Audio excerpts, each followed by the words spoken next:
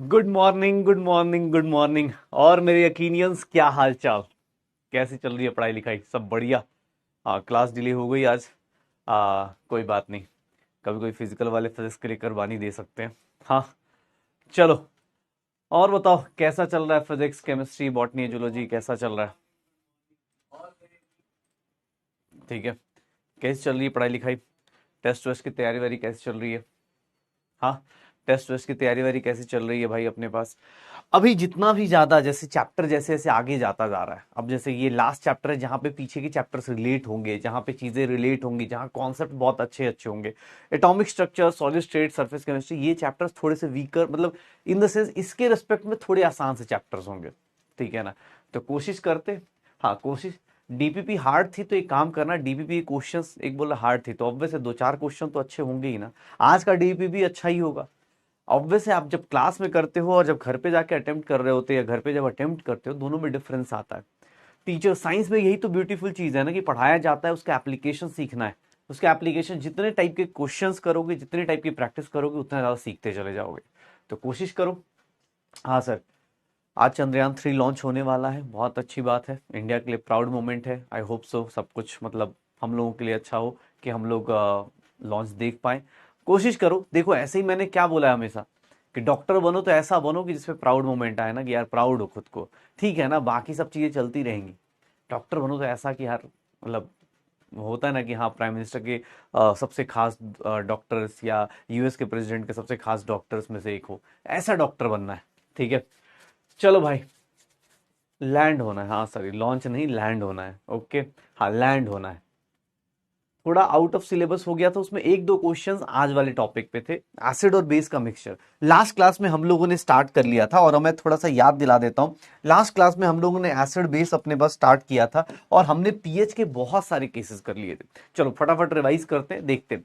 मैंने बोला पीएच के बारे में, पीएच कैलकुलेशन स्टार्ट की थी हम लोगों ने, पीएच कैलकुलेशन थोड़ी स्टार्ट की थी। और पीएच कैलकुलेशन में अगर मैं बात करूं, पीएच कैलकुलेशंस में अगर मैं पीएच कैलकुलेशंस की बात करूं, तो पीएच कैलकुलेशंस में हम लोगों ने क्या किया गया? हाँ, ठीक है। चलो, ये देखना, पीएच कैलकुलेशन में पहला केस लिया था हमने किसका? स्ट्रॉन्ग एसिड का। किसका केस लिया था? स्ट्रॉन्ग एसिड्स का। स्ट्रॉन्ग एसिड्स में अपने पास mono basic acid, di basic acid, tri basic acid, जो भी होगा स्ट्रॉन्ग एसिड है, फटाफट रिवर्सिबल रिएक्शन करेगा, कहानी खत्म हो जाएगी। फिर हम लोगों ने स्टार्ट किया था स्ट्रॉन्ग बेसिस में। स्ट्रॉन्ग बेसिस में मैंने कसम खिलाई थी, याद होगा शायद, स्ट्रॉन्ग बेस के केस में। फिर थर्ड वन अगर मैं बात करता हूं तो हमारी लाइफ में आया था वाटर। और वाटर में जो चीजें थी, जो खासकर के डब्ल्यू था, चलो बताओ के डब्ल्यू टेम्परेचर डिपेंडेंट है या टेम्परेचर इंडिपेंडेंट है? के डब्ल्यू टेम्परेचर डिपेंडेंट है या टेम्परेचर इंडिपेंडेंट है? जल्दी से जल्दी बताओ, टेम्परेचर डिपेंडेंट है या टेम्परेचर या टेम्परेचर इंडिपेंडेंट है? टेम्परेचर डिपेंडेंट है या टेम्परेचर इंडिपेंडेंट है? डिपेंडेंट या इंडिपेंडेंट, क्या होगा? क्या होगा? के डब्ल्यू की वैल्यू टेम्परेचर डिपेंडेंट होगी या फिर इंडिपेंडेंट होगी? सर डाइल्यूशन का इफेक्ट पड़ा था, डाइल्यूशन का इफेक्ट पड़ा था, डाइल्यूशन का इफेक्ट पड़ा था। फिर हमने ये भी पढ़ा था कि अगर H प्लस या फिर OH माइनस का कॉन्सेंट्रेशन, H प्लस और OH माइनस का कॉन्सेंट्रेशन अगर ग्रेटर देन 10⁻⁻⁶ है, इंडिपेंडेंट या डिपेंडेंट? Yes, dependent. के डब्ल्यू क्या होता है? ये टेम्परेचर डिपेंडेंट होता है। ये क्या होता है? टेम्परेचर डिपेंडेंट होता है। ये क्या होता है? टेम्परेचर डिपेंडेंट हो जाता है। ये टेम्परेचर डिपेंडेंट क्वांटिटी है। के W is temperature dependent quantity. Temperature change करोगे, वैल्यू चेंज करेगी।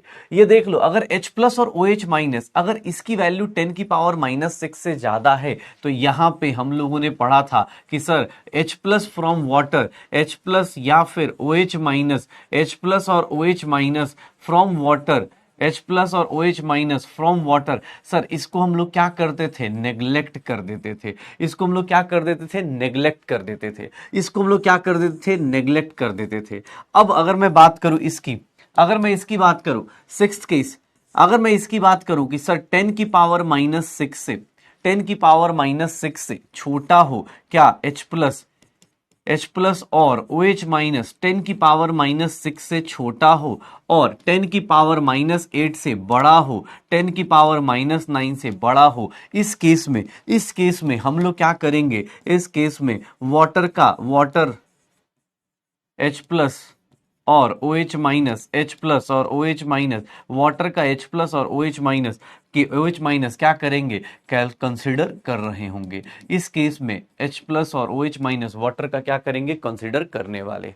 मुझे बताओगे अगर मैं इसका बोलूं, अगर H प्लस और OH माइनस किसी एसिड का, H प्लस और OH माइनस किसी एसिड का सर लेस देन 10 की पावर -9 आए, बेटा कमेंट करके बताना इसका पीएच क्या होगा। इस केस में पीएच क्या होगा? पीएच कितना होगा? इस केस में पीएच कितना होगा? जल्दी, इस केस में पीएच कितना हो जाएगा? अगर मैं बोलूं कि सर वाटर का H प्लस और OH माइनस किसी एसिड और बेस का लेस देन 10 की पावर -9 है, तो क्या हो जाएगा? पीएच की वैल्यू क्या होगी? हमेशा फिक्स्ड रहेगी और वो किसके इक्वल होगा? 7 के इक्वल हो जाएगा। वो पीएच किसके इक्वल हो जाएगा? 7 का। क्यों? क्योंकि सर इसमें कौन डोमिनेट करेगा? सर ये कहां से आ गया? From water. यहां पे वाटर से ही पीएच डिसाइड होगा, बिकॉज बहुत ही लो कॉन्सेंट्रेशन का सॉल्यूशन होगा। ये 7 केसेस किए, फिर हम लोगों ने स्टार्ट किया कि सर अगर H प्लस की कॉन्सेंट्रेशन या फिर OH माइनस की कॉन्सेंट्रेशन अगर ग्रेटर देन 1 m हो जाए, तो इस केस में पीएच क्या होना शुरू हो जाएगा? पीएच निगेटिव होना शुरू हो जाएगा। पीएच क्या हो जाएगा? निगेटिव होगा। और पीएच निगेटिव मतलब सर नॉट सो यूजफुल नहीं है हमारी लाइफ में। बोल सकते हो पीएच निगेटिव आ सकता है, लेकिन इसका लाइफ में यूज नहीं होता। ये पीएच निगेटिव का मतलब किसको रिप्रेजेंट करेगा? डाइल्यूट सॉल्यूशन को या कॉन्सेंट्रेटेड सॉल्यूशन को? बताओ, डाइल्यूट सॉल्यूशन को या कॉन्सेंट्रेटेड सॉल्यूशन को रिप्रेजेंट करेगा? अगर किसी का पीएच निगेटिव है तो वो डाइल्यूट सॉल्यूशन है या कॉन्सेंट्रेटेड सॉल्यूशन है? जल्दी से जल्दी क्या होगा? डाइल्यूट सॉल्यूशन या कॉन्सेंट्रेटेड? किसको रिप्रेजेंट कर रहा है? अगर कहीं बोल दिया जाए कि पीएच निगेटिव है, तो सर इसका मतलब वो कौन सा सॉल्यूशन है? कॉन्सेंट्रेटेड सॉल्यूशन है। वो कौन सा सॉल्यूशन है? कॉन्सेंट्रेटेड सॉल्यूशन है। वो कौन सा सॉल्यूशन है? कॉन्सेंट्रेटेड सॉल्यूशन है। तो भैया अब हम लोग 9th केस पे आ गए थे और अब हम लोग बात कर रहे थे मिक्सचर्स की। और मिक्सचर्स में कल हमने बात की थी कि सर अगर सेम टाइप का, अगर एसिड प्लस एसिड मिक्स करता है, एसिड प्लस एसिड मिक्स करता है, बेस प्लस बेस मिक्स करता है, तो कोई टेंशन नहीं। इस केस में पहले क्या निकालोगे? इस केस में H प्लस ऑफ मिक्सचर निकालोगे,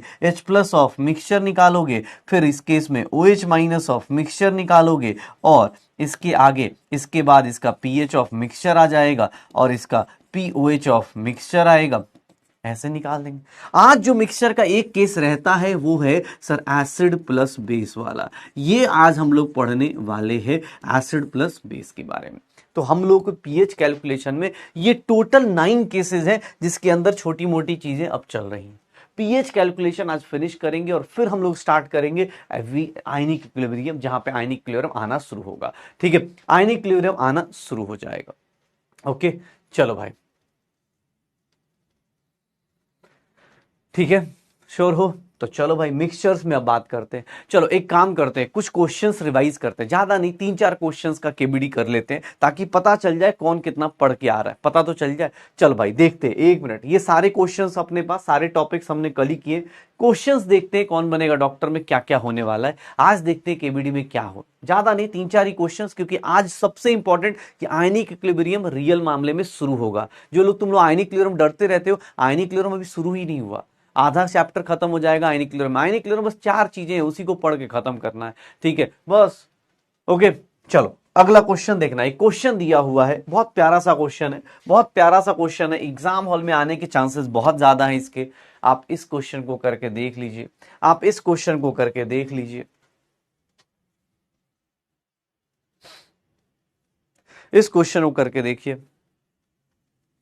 बहुत प्यारा सा क्वेश्चन है। 2 ग्राम NaOH एडेड है, water make 1 litre of solution, make 1 litre of solution. 1 litre solution बनाने के लिए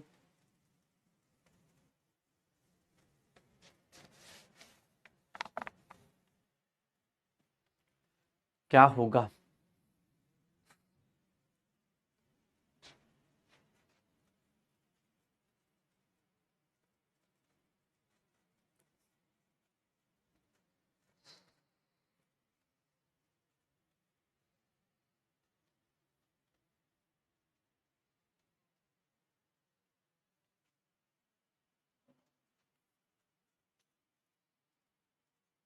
क्या होगा सर? पीएच निकालना है। ये क्या है? बेस है। मैंने शायद बार बार बोला है, बेस के केस में पहले OH माइनस निकलेगा।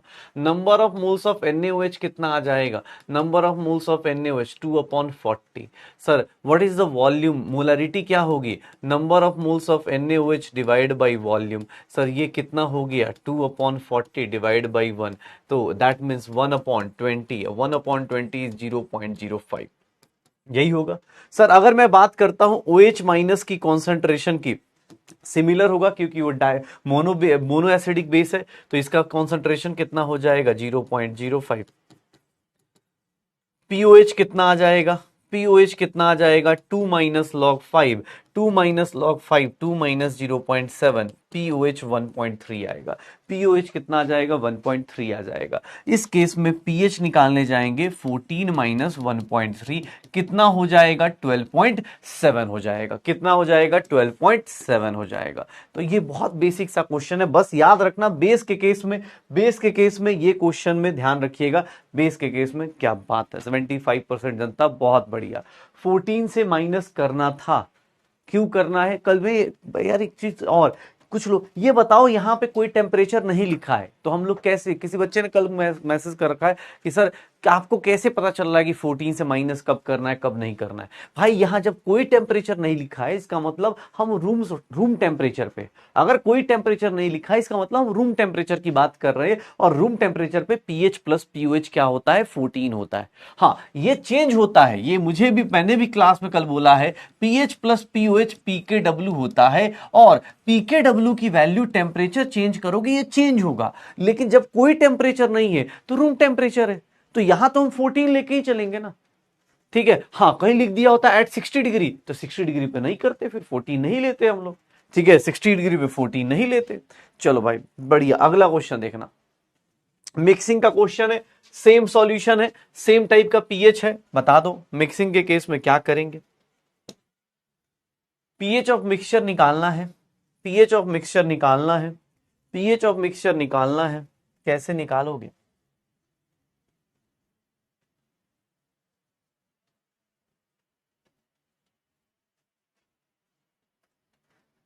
जल्दी,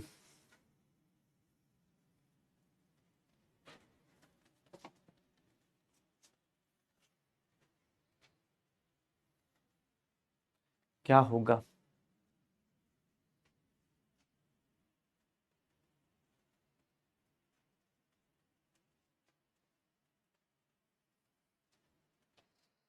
क्या होगा?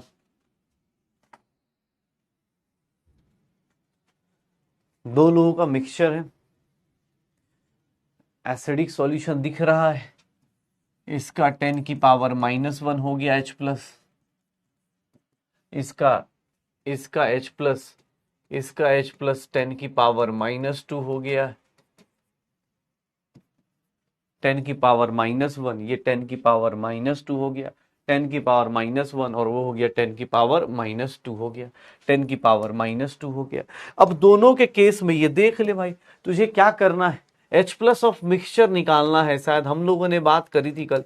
H प्लस ऑफ मिक्सचर 10 की पावर -1 इंटू 50 प्लस 10 की power -2 into 50 divided by 50 plus 50 क्या हो जाएगा? 100 हो जाएगा, 100 हो जाएगा। तो यहाँ पे अब अगर सही से करें कैलकुलेट, तो ये कितना हो गया? 5, और ये कितना हो गया? 0.5 हो गया, 0.5 डिवाइड बाई कितना हो जाएगा? 100, 5.5 divide by 100, 5.5 divide by 100, 5.5 into 10 की पावर -2, 5.5 इंटू 10 की पावर -2, यही हो जाएगा। सर अब पीएच ऑफ मिक्सचर निकाल दो, पीएच ऑफ मिक्सचर निकालना है, पीएच ऑफ मिक्सचर क्या हो जाएगा? 2 minus log 5.5, 2 minus log 5.5, 2 minus log 5.5 कितना हो जाएगा? 2 माइनस लॉग 5.5 कितना हो जाएगा? 0.76 ले ले तो 1.24 के आसपास, 1.24 के आसपास। आंसर क्या आ जाएगा? B is the correct answer. Answer क्या आ जाएगा? B is the correct answer. क्यों? क्योंकि sir H plus of mixture आ गया, फिर पीएच ऑफ मिक्सचर निकाल दो, 50 मल्टीप्लाइड इंटू 1/10, ये 1/10 है तो कितना हो गया? 5 हो गया, ये 1/100 है 0.5 आ जाएगा, 0.5 आ जाएगा। करते रहे भाई, इसके हिसाब से कर लो। ठीक है, इसके हिसाब से कर लो 5.5 डिवाइड बाई 100, निकाल के आंसर क्या आएगा, B is the correct answer. B is the correct answer 1.24 के आसपास, तो B is the correct answer. बढ़िया, वेरी गुड, 68% जनता, बहुत बढ़िया।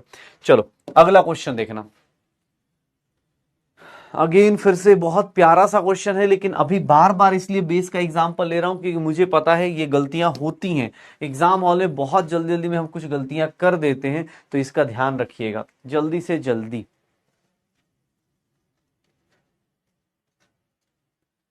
क्लोज आंसर ही निकालना है आपको, बार बार बोल रहा हूं, एग्जैक्ट वैल्यू नहीं निकाल पाएंगे एग्जाम हॉल में। ऑप्शन ऑप्शन देख के होता है ना कि ऑप्शन देख लो उसका और उसके हिसाब से निकाल दो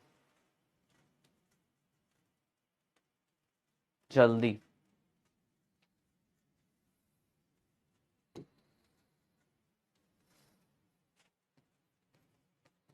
क्या होगा, OH माइनस की वैल्यू क्या होगी, 10⁻⁻2 होगा। POH मतलब कुछ करना ही नहीं है, POH2 होगा। अब यहाँ पे कुछ लोग होंगे जो बी टिक करेंगे, यहाँ पे कुछ लोग होंगे जो बी टिक करेंगे, तो ये लप्पू सा क्वेश्चन देख लो भाई, इसका पीएच कितना हो जाएगा सर, 14 - 2 कितना हो जाएगा, 12 हो जाएगा। सर इसका पीएच निकालना है तो पीएच की वैल्यू कितनी आ जाएगी। ये क्वेश्चन तो एग्जाम हॉल में देखते अब टिक मारना शुरू करो, क्वेश्चन अपने पास लप्पू सा है लेकिन हाँ यार जरूरी था। ठीक है, क्या आंसर आएगा, C is the correct answer, C is the correct answer. कुछ लोग बी वाले भी होंगे, चलो बहुत बढ़िया। अरे क्या बात है, सब बच गए, कसम खा लिया है सबने, कसम खा रखी है तुम लोगों ने, सही यार, मुझे याद था, मुझे लगा कि गया फंसेंगे सब लोग। चलो एक लास्ट क्वेश्चन, बहुत प्यारा सा क्वेश्चन है, बहुत ही सुंदर सा क्वेश्चन है, पढ़िए। और इस तरह के क्वेश्चंस के आने के चांसेस हैं क्योंकि ये दो दो कॉन्सेप्ट मिक्स करते हैं। ये बहुत प्यारा सा क्वेश्चन है, करके देखिए। लैंग्वेज पढ़िए, क्वेश्चन को पढ़ने की कोशिश कीजिए। How many litres of water, how many litres of water,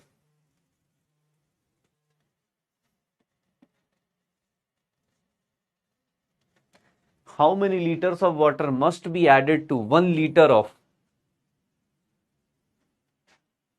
must be add. Water का क्यों काउंट करेंगे भाई, जब पीएच 1 और 2 चल रहा है, जब पीएच इतना हाई चल रहा है तो वहां वाटर की क्या औकात है। जहां 10⁻⁻1 10⁻⁻2 चल रहा है, वहां वाटर की क्या औकात है भाई। क्वेश्चन करने में टाइम लग रहा है, लगने दो, अभी टाइम लग रहा है, लगने दो, अभी रिवीजन भी बाकी। अभी आप कम से कम जब एग्जाम हॉल तक जाओगे तो इस टाइप के क्वेश्चंस को कम से कम 4-5 बार करके जाओगे, कम से कम बता रहा हूं। तो अभी टाइम लग रहा है, लगने दो, क्योंकि अभी पहली बार कॉन्सेप्ट अगर सीख रहे हो, पहली बार अगर आपको पहली बार इस तरह क्वेश्चन टकरा रहे तो आप सीखो इनसे, इनसे डरो मत। टाइम लग रहा है, हाँ लगने दो, कोई दिक्कत नहीं। पीएच पहले कितना है, 1, तो पीएच 1 है, इसका मतलब H प्लस की कॉन्सेंट्रेशन कितनी हो गई होगी सर, 10⁻⁻1 होगी। H प्लस की कॉन्सेंट्रेशन कितनी होगी, 10⁻⁻1। पीएच की वैल्यू 2, तो यहां पे H प्लस की कॉन्सेंट्रेशन कितनी होगी, 10⁻⁻2m होगी। भैया ये 10⁻⁻1 और 10⁻⁻2, सर इसमें और इसमें देख के बता दो, कॉन्सेंट्रेशन 10 से डिक्रीज हो रहा है, तो सर इनिशियल वॉल्यूम जो आपका है, इनिशियल वॉल्यूम कितना है, इनिशियल वॉल्यूम 1 लीटर है, फाइनल वॉल्यूम कितना हो जाएगा, कॉन्सेंट्रेशन 10 से डिक्रीज हो रहा है तो फाइनल वॉल्यूम 10 से क्या हो जाएगा, इंक्रीज हो जाएगा, 10 टाइम्स ज्यादा हो जाएगा, क्योंकि कॉन्सेंट्रेशन 10 से डिक्रीज हो रहा है तो फाइनल वॉल्यूम 10 टाइम्स ज्यादा हो जाएगा। सर यहां पे 10 लीटर नहीं पूछ रहा, वो पूछ रहा है चेंज इन वॉल्यूम कितना है, चेंज इन वॉल्यूम कितना पानी ऐड करोगे, 10 - 1 कितना पानी ऐड करोगे, सर डेल्टा वी कितना आएगा, 9 litres is the correct answer, 9 litre is correct answer. 1 litre से आप कहां जा रहे हो, 10 लीटर पे जा रहे हो, तो 9 litre is the correct answer, 9 litre is the correct answer, तो B is the correct answer. देख लो यार, जनता तो पूरी बनी हुई है, और ऐसी ही जनता 78% जनता बहुत सही लगी रहे तो अपने को कंपटीशन डिसाइड करना अब शुरू हो जाएगा। जैसे इस चैप्टर के स्टार्ट, मतलब जैसे ही ये इस वीक के बाद जो प्लान है अभी, एक्चुअली प्लान यही है कि अगले वीक से जब एटॉमिक स्ट्रक्चर स्टार्ट होगा तो साथ डे बाय डे हर एक दिन हम एक एक चैप्टर को रिवाइज करेंगे। ठीक है, हर एक दिन एक एक चैप्टर को या एक एक पोर्शंस को जैसा हो सकता है रिवाइज करके, जब तक फिजिकल केमिस्ट्री 3 चैप्टर्स जब तक होंगे तब तक पीछे के 9-10 चैप्टर पूरा रिवाइज कर लेंगे। ठीक है, साथ में तैयार हो जाएगी ना, प्लान सही है ना। अगले वीक मंडे से शुरू करेंगे, बता दूंगा अभी। अगले वीक जैसे आयनिक क्लियर फिनिश होगा, उसके बाद जब एटॉमिक स्ट्रक्चर शुरू होगा तो एटॉमिक स्ट्रक्चर के लेक्चर 1 से प्लान बता दूंगा कि हाँ भाई ये चीजें करनी है। ठीक है, ये एटॉमिक स्ट्रक्चर लेक्चर 1 में ये टॉपिक पहले रिवाइज करके आओ, फिर ये करके आओ, उसके 10 क्वेश्चन, उसके 10 क्वेश्चन, उसके 10 क्वेश्चन, 10 क्वेश्चन उठाए करेंगे तगड़े ढंग से, ठीक है। इसमें काहे का अपने पास, इसमें वाटर का क्यों कंसिडर करेंगे यार? वाटर का ये 10 की पावर -2 अगर तुम वाटर का कंसिडर भी कर लोगे, तुम्हें यार एक बार में देखो ना, ये इसके सामने ये कितना छोटा हो जाएगा। ये पानी वाला क्यों कंसिडर करेंगे? इसको नेग्लेक्ट नहीं करेंगे अपने पास, ये नेग्लेक्टेड हो जाएगा, ठीक है, नेग्लेक्टेड हो जाएगा, तो ये ध्यान रखना अपने को। हाँ, अपने पास अभी जितना भी होगा, अभी ये जैसे ही आयनिक लेवल फिनिश होगा एटॉमिक स्ट्रक्चर के ले 1 से, जिसके बाद मुझे लगता है कि 3, 5, 8, 9, 15, 16 क्लासेस होंगी, तो 16 क्लासेस 17 क्लासेस के अंदर उसमें सारा चैप्टर रिवाइज कर जाएंगे, जितने मेजर कॉन्सेप्ट होंगे, ठीक है, कोई दिक्कत नहीं। चलो, अब हम लोग मिक्सिंग पढ़ चुके हैं, अब हम लोग मिक्सिंग पढ़ चुके हैं। एक कितने क्वेश्चन हो गए? 4 हो गए ना, एक और, चल एक और कर ले यार, चल हटा, तू भी क्या याद रखेगा कि सर ने क्वेश्चन नहीं दिए।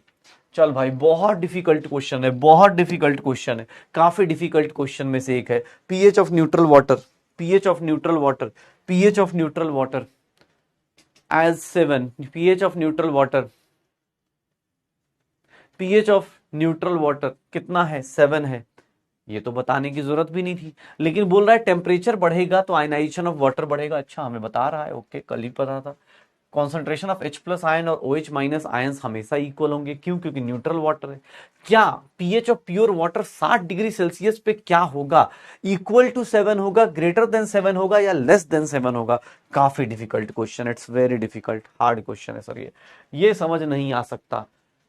60 डिग्री सेल्सियस पे बताइए सर कोई न्यूमेरिकल, इसका न्यूमेरिकल सॉल्व कैसे करेंगे? ये कैसे सॉल्व होगा? न्यूमेरिकल कैसे सॉल्व होगा? क्या आंसर आ जाएगा? 60 डिग्री सेल्सियस पे हमें पता है, जैसे से बार बार बोल रहा हूं, टेम्परेचर इंक्रीज होगा, KW की वैल्यू इंक्रीज होगी, PKW की वैल्यू डिक्रीज होगी, पीएच स्केल का जो रेंज है, पीएच स्केल जो रेंज होता है वो क्या होगा? डिक्रीज होगा। पीएच ऑफ न्यूट्रल वाटर क्या होगा? पीएच ऑफ न्यूट्रल वाटर क्या होगा? ये डिक्रीज होगा। ये देख लो भैया। और ये टेम्परेचर बढ़ने से ये क्यों बढ़ रहा है, इसका रीजन हम सबने कल की क्लास में भी रिवाइज किया था। इसको हम लोग क्या बोल देते हैं? एंडोथर्मिक बोल देते हैं। इसको हम लोग क्या बोल देते हैं? एंडोथर्मिक रिएक्शन होती है, दैट्स वाई वो बढ़ता है। तो सर यहां पे क्या होगा? यहां पर लेस देन 7 हो जाएगा, यहां पर लेस देन 7 हो जाएगा। तो C is the correct answer, C is the correct answer. Good, क्या बात है, तुम सबने इज्जत मेंटेन करी हुई है, बहुत बढ़िया, ठीक है। तो ये 5 क्वेश्चन थे जो कल की क्लास के ऊपर, पीएच पीओएच के ऊपर। बेटा अब जो आज जो क्लास में शुरू हो रहा है थोड़ा सा इंपॉर्टेंट है, इसलिए बोल रहा हूं क्योंकि यहां पे अब कॉन्सेप्ट्स लग रहे हैं, अब इक्विलिब्रियम शुरू होगा। तो प्लीज थोड़ा सा डेकोरम मेंटेन करते हुए चैट वैट ऑफ कर लीजिएगा और सुनिएगा, क्योंकि यहां से अब ऊपर से जा सकता है। एक कमेंट तो कॉमन है, समझ में नहीं आया, लेकिन कभी कभी उल्टा भी देखा कीजिए कि दिमाग को एक जगह फोकस करें तो जल्दी आएगा, ठीक है। कोशिश करते हैं, ठीक है। 5 क्वेश्चन हमने कर लिए। अब हम लोग स्टार्ट करते हैं स्ट्रॉन्ग एसिड और स्ट्रॉन्ग बेस की कहानी को, स्ट्रॉन्ग एसिड और स्ट्रॉन्ग बेस की कहानी को ध्यान से सुनना। अब यहां पे मिक्सचर्स की बात कर रहे हैं, स्ट्रॉन्ग एसिड स्ट्रॉन्ग बेस है। सर एक सिंपल सी बात करता हूं, अगर मैं ऐसे बोल दूं कि, अगर मैं ऐसे बोल रहा हूं सर, आप सबको नंबर ऑफ इक्विवेलेंट्स याद है? नंबर ऑफ इक्विवेलेंट्स याद है? Number of equivalents of acid, acid के इक्विवेलेंट्स कैसे आएंगे? तो sir normality of acid into volume of acid, या फिर molarity of acid volume of acid into n factor of acid, यही लिखेंगे। ये सब लोग लिख सकते हो, कोई दिक्कत? n फैक्टर ऑफ एसिड ये हो जाएगा, n फैक्टर ऑफ एसिड यही होगा। Sir what is number of equivalents of, number of equivalents of basis कैसे निकालेंगे? Number of equivalents of basis कैसे निकालेंगे? NV VB, या फिर हम बोल सकते हैं MV VB into n factor क्या हो जाएगा? ये किसके इक्वल हो जाएगा? बेस, यही होगा सर, यही होगा। तो sir number of equivalents of acid और बेस आप निकाल सकते हो, number of equivalents of acid और बेस निकाल सकते हो कैसे? Molarity into volume into n factor, n factor याद है? एसिड के केस में एन फैक्टर याद है, प्लीज देख लेना अपने पास। एसिड के लिए एन फैक्टर मैं बता देता हूं, एन फैक्टर अगर कोई पूछेगा तो बस याद दिला देता हूं, एसिड्स के लिए होता है उसकी बेसिसिटी, और बेसिसिटी किसको बोलते हैं तो इसको याद रखिएगा, कितना H प्लस डोनेट कर रहा है, number of H plus ion released बोल देंगे, number of H plus ion released बोल देंगे। बेसिस के लिए हम बात करेंगे तो बेसिस के केस में क्या होगा, एसिडिटी हो जाएगी, बेसिस के केस में क्या हो जाएगा, acidity, and that is number of OH minus ion released, number of OH minus ion released. या फिर बेस को हम लोग ये भी लिख सकते हैं सर, बेस प्रोटॉन एक्सेप्टर भी होता है तो number of H plus ion accepted भी लिख सकते हैं, number of H plus ion accepted भी लिख सकते हैं। जो लोग भूल गए उनको बस याद दिला रहा हूं, एन फैक्टर आप ऐसे निकाल सकते हो, एन फैक्टर आप ऐसे निकाल सकते हो। अब मुझे एक बात बताना, दो लोगों को मैं मिक्स करता हूं। 9th या 10th क्लास से पढ़ा है हम लोगों ने कि sir acid plus base, acid plus base sir हमेशा क्या बनाता है, सॉल्ट प्लस वाटर बनाता है। एसिड प्लस बेस क्या बनाता है, हमेशा सॉल्ट प्लस वाटर बनाता है।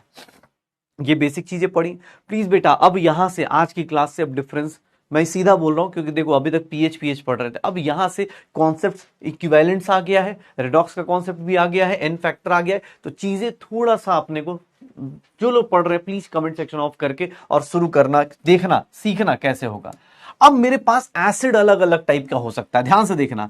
एसिड अगर स्ट्रांग है, अगर एसिड स्ट्रांग है और बेस स्ट्रांग है, अगर बेस भी स्ट्रांग हो गया, एसिड और बेस, एक मिनट देखना अपने पास, ध्यान से सुनना। केस 1, एसिड भी स्ट्रांग है, बेस भी स्ट्रांग है, तो जो सॉल्ट बनेगा वो किसका सॉल्ट बनेगा, ये देखना कैसे लिख रहा हूं, strong acid plus strong base का। इसके अंदर कोई इक्विलिब्रियम आ सकता है क्या, कोई इक्विलिब्रियम का कॉन्सेप्ट आएगा क्या, नहीं। और इसका जो पीएच होता है, इसके केस में जो पीएच होता है, it is always equals to 7। इसका जो पीएच होगा स्ट्रांग एसिड स्ट्रांग बेस का, इसका पीएच हमेशा 7 होगा। क्यों, क्योंकि ये सर दोनों के दोनों स्ट्रांग वाले लोग होते, दोनों के दोनों स्ट्रांग वाले लोग हैं। जब स्ट्रांग आता है कोई आयनिक इक्विलिब्रियम नहीं, कुछ भी नहीं, यहां मैं सीधा लिख देता हूं नो आयनिक इक्विलिब्रियम। मैं बार बार बोल रहा हूं, अभी मैं आपको एनसीईआरटी हाईलाइटेड भी दूंगा तो उसमें पता चल जाएगा आपको आयनिक इक्विलिब्रियम कैसे पता चलता है कि भाई कैसे एनसीईआरटी की लाइंस कैसे परेशान करती है, जो इंपॉर्टेंट लाइंस है वो, ठीक है। इसलिए बोलो इसमें आयनिक इक्विलिब्रियम नहीं आएगा। लेकिन अगर मैं केस 2 ले लूं, किसी एक को वीक लेना शुरू करूं, मान लो मेरा वीक एसिड हो गया, ये स्ट्रांग हो गया, बेस स्ट्रांग हो गया, जो सॉल्ट बनेगा वो किसका बनेगा sir, weak acid plus strong base का। चलो मुझे बताओ इसके अंदर कौन सा कैरेक्टर, इस सॉल्ट के अंदर कौन सा कैरेक्टर ज्यादा होगा, इस सॉल्ट के अंदर कौन सा कैरेक्टर ज्यादा होगा, किसका कैरेक्टर ज्यादा होगा, इसका बेस का ज्यादा होगा, इसका पीएच ग्रेटर देन 7 आएगा या लेस देन 7 आएगा। कुछ कॉमन सेंस यूज करो सर, कौन सा कैरेक्टर ज्यादा इस सॉल्ट के अंदर, बेसिक कैरेक्टर ज्यादा है, बेसिक कैरेक्टर ज्यादा है, तो इसके केस में पीएच की वैल्यू क्या आएगी, ग्रेटर देन 7 आएगा। इसके केस में पीएच की वैल्यू ग्रेटर देन 7 आएगा। सोच लो, रटना मत बैठ के कि रट रहे सर, आपको लास्ट क्लास में ही स्ट्रॉन्ग एसिड स्ट्रॉन्ग बेस ये सब बता चुका हूं। अभी देखो कोई चीज रटना नहीं अपने को, क्यों, क्योंकि अब चीजें देखना भैया, अब इक्विलिब्रियम शुरू होगा। इसके केस में इक्विलिब्रियम आएगा, इसके केस में आयनिक इक्विलिब्रियम पॉसिबल है। और आयनिक इक्विलिब्रियम किसका पॉसिबल है बेटा, यही सॉल्ट हाइड्रोलिसिस में बताऊंगा मैं, पहले बता रहा हूं, प्लीज भैया सुन लेना, जो पढ़ने वाले लोग खासकर चीजों को रिलेट, यही सब सॉल्ट हाइड्रोलिसिस में भी आएगा। इसके केस में आयनिक इक्विलिब्रियम आएगा। आयनिक इक्विलिब्रियम किसके कारण आएगा, एसिडिक पार्ट के कारण कि बेसिक पार्ट के कारण, किसके कारण आयनिक इक्विलिब्रियम आएगा। स्ट्रॉन्ग वाला पार्ट कभी भी आयनिक इक्विलिब्रियम नहीं जाता। कौन सा पार्ट वीक है आपका, कौन सा पार्ट वीक है, आयनिक इक्विलिब्रियम आएगा। क्यों, क्योंकि सर किसके कारण आएगा, ionic equilibrium due to weaker part, acid का, किसका, एसिड का वीकर पार्ट, एसिड का वीकर पार्ट। मैं केस 3 लेता हूं, ध्यान से सुनिएगा, केस 3 लेता हूं। अब की बार मैं इसको स्ट्रॉन्ग कर देता हूं, इसको स्ट्रॉन्ग कर देता हूं और इसको वीक कर देता हूं। अगर इसको स्ट्रॉन्ग करूंगा, इसको वीक कर दूंगा, तो सर यहां पे sir strong acid plus weak base का अगर सॉल्ट बनता है, चलो अब खुद से समझदार हो, खुद से बता दो इसका पीएच क्या आएगा सर, लेस देन 7 आएगा। क्यों? क्योंकि सर इसके पीएच में लेस देन 7 क्यों आ रहा है? बिकॉज एसिडिक पार्ट ज्यादा है। और इसमें भी आयनिक इक्विलिब्रियम किसके कारण होगा? Sir due to weaker part. Weaker part कौन सा है? बेस का, तो ionic equilibrium due to weaker part. और लास्ट केस, अगर आपके पास केस नंबर 4 की बात करूं तो सॉल्ट बनेगा कैसा? अगर दोनों के दोनों वीक हो गए, अगर दोनों के दोनों वीक हो गए तो सर ये weak acid plus weak base, और ये जो सॉल्ट बनेगा इसके केस में अगर हम बात करेंगे, इसके केस में अगर हम बात करेंगे तो इसका पीएच क्या हो जाएगा? पीएच डिपेंड्स ऑन, इसका पीएच किस पे डिपेंड करेगा? सर के एंड के बी। सर ये किसका कितना के है, किसका कितना के बी है, इसके ऊपर डिपेंड करेगा। तो पहली चीज मैं ये बताना चाह रहा था कि एसिड और बेस जब भी रिएक्ट करेंगे सॉल्ट बनेगा। अगर strong acid strong base react करेगा तो सॉल्ट का पीएच फिक्स्ड है, उसके केस में सॉल्ट का पीएच की टेंशन नहीं लेनी है। क्यों? क्योंकि sir strong acid strong base है, उसका पीएच कितना होगा? 7। हाँ, कुछ वीक होगा, कोई एक पोर्शन वीक हुआ तो उसका पीएच फ्लक्चुएट करेगा, उसके अंदर आयनिक इक्विलिब्रियम आएगा। दोनों पोर्शन वीक है, इसमें तो पक्का ही आयनिक इक्विलिब्रियम आएगा। और ये सारा कुछ, यही तीनों चीजों को हम पढ़ेंगे सॉल्ट हाइड्रोलिसिस में। अभी मुझे टाइप्स ऑफ सॉल्ट पता चल गया कि किसका पीएच कितना होता है, किस टाइप के सॉल्ट का पीएच। अब जैसे NaCl का कोई पूछ दे, NaCl का पीएच कितना होगा? NaCl का पीएच 7 होगा। क्यों? क्योंकि NaCl बनता कहां से है? HCl स्ट्रॉन्ग एसिड से, NaOH स्ट्रॉन्ग बेस से। तो NaCl का पीएच क्या हो जाएगा? हमेशा कितना रहेगा? NaCl का पीएच हमेशा कितना रहेगा? 7 रहेगा। NaCl का पीएच हमेशा कितना रहेगा? 7 रहेगा। NaCl का केस का पीएच क्या रहेगा? हमेशा 7 रहेगा। अब मैं आता हूं फिर से ऊपर, फिर से मैं बात करता हूं। ये तो हो गया, चलो स्ट्रॉन्ग एसिड स्ट्रॉन्ग बेस, मुझे ये पता चल गया, इक्विवेलेंट्स निकालना आ गया। अब मैं एक बात बताता हूं तुम्हें, अगर तुम एसिड और बेस मिलाते हो, ध्यान सुनना, अगर आप एसिड और मिक्सचर कर रहा हूं मैं, ध्यान से देखना अपने पास, mixture of strong acid plus strong base जब कर रहा हूं, इसके अंदर दो केस आएंगे। ध्यान सुनना, इसके पीएच कैसे कैलकुलेट करते हैं, इसका पीएच कैसे कैलकुलेट करते हैं। एक बात बताओ, अगर स्ट्रॉन्ग एसिड स्ट्रॉन्ग बेस आता है, सर केस 1, इसका केस देखना एक बार। केस 1, सर ऐसा हो सकता है कि sir number of equivalents of, ऐसे लिख देता हूं, number of equivalent of acid is equals to number of equivalent of base हो जाए। Number of equivalent of acid is equals to number of equivalent of base. इस case में sir neutralisation क्या होगा? इस केस में सर यहां पे क्या होगा? कंप्लीट न्यूट्रलाइजेशन होगी। इस केस में कंप्लीट न्यूट्रलाइजेशन होगी। और इस केस में आंख बंद करके कंप्लीट न्यूट्रल, स्ट्रॉन्ग एसिड है भाई, पहले ही बताया था, स्ट्रॉन्ग एसिड और स्ट्रॉन्ग बेस, कंप्लीट न्यूट्रलाइजेशन होगी। एंड पीएच ऑफ मिक्सचर क्या हो जाएगा? पीएच ऑफ मिक्सचर कितना हो जाएगा? 7। क्यों? क्योंकि सर आपका एसिड और बेस दोनों एक दूसरे को कंप्लीटली न्यूट्रलाइज कर गए, कंप्लीटली न्यूट्रलाइज कर गए। बचा क्या? सॉल्ट। और सॉल्ट का पीएच कितना होता है? 7। सॉल्ट का पीएच कितना होता है? 7 होता है। सॉल्ट का पीएच कितना होता है? 7 होता है। पक्का? अगर आपका दोनों इक्विवेलेंट्स बराबर हो गए, एसिड और बेस के इक्विवेलेंट्स बराबर हो गए, एसिड और बेस के इक्विवेलेंट्स बराबर हो गए, उस केस में complete neutralisation, pH of mixture कितना हो जाएगा? 7 हो जाएगा। Case 2,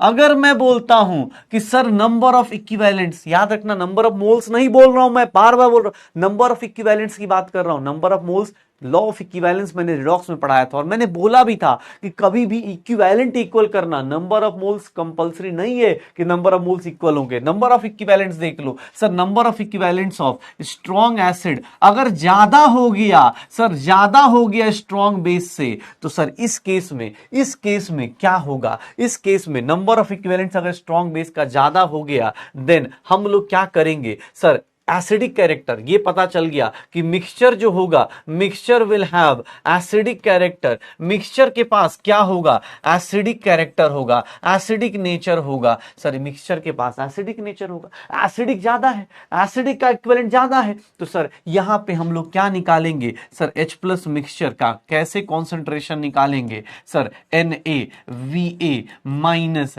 NvVb divided by Va plus Vb, या फिर V मिक्सचर जो भी दिया होगा उसको यूज कर लो, यही होगा। और उसके बाद पीएच निकाल देना, पीएच ऑफ मिक्सचर निकाल देना, pH of mixture minus log H plus of mixture लिख देना।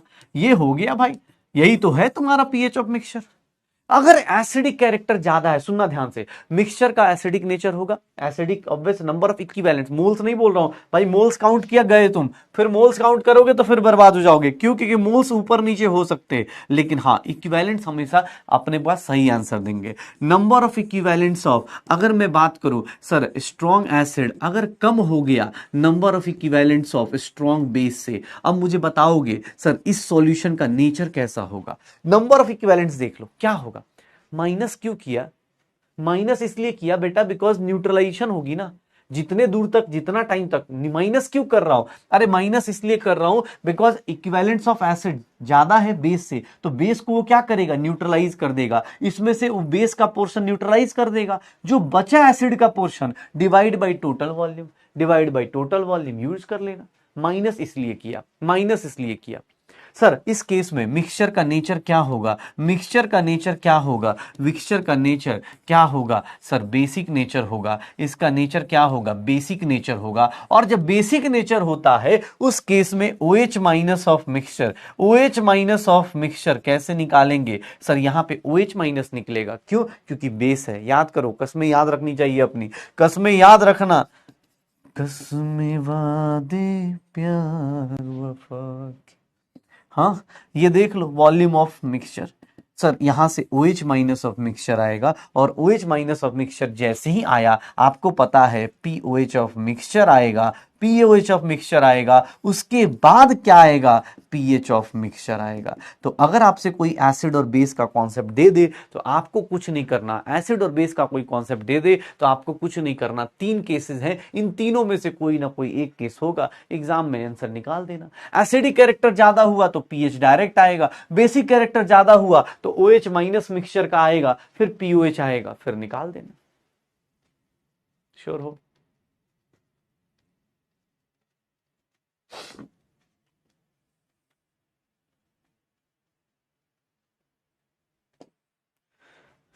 हो जाएगा सर, श्योर हो?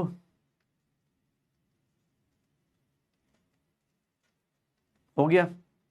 ये देख लो OH minus mixture, H plus of mixture निकाल सकते हैं। अब यहां पे देख लेना, इन तीनों केस के अलावा कुछ भी नहीं आना है। इक्विवेलेंट्स में डील करेंगे, मोलरिटी में डील नहीं करेंगे। Reason number of moles equal हो चाहे ना हो, लेकिन नॉर्मल नंबर ऑफ इक्विवेलेंट्स बहुत ज्यादा काम के हैं, तो इसलिए हम यहां पे डील करेंगे। ओके, मैग्नीट्यूड से माइनस कर दो, ऑब्वियसली ये वैल्यू ज्यादा है, माइनस दिस कर दो, आंसर आ जाएगा। उतना पोर्शन, ये माइनस वाला पोर्शन किसको रिप्रेजेंट कर रहा है? ये माइनस पोर्शन किसको रिप्रेजेंट कर रहा है कि इतना सर क्या हो गया होगा? न्यूट्रलाइज चला गया होगा। इतना क्या हो गया होगा? न्यूट्रलाइज हो गया होगा, NaVA न्यूट्रलाइज हो गया होगा। श्योर हो जाएगा। एक बोल रहा है सर आप रटवा रहे हैं।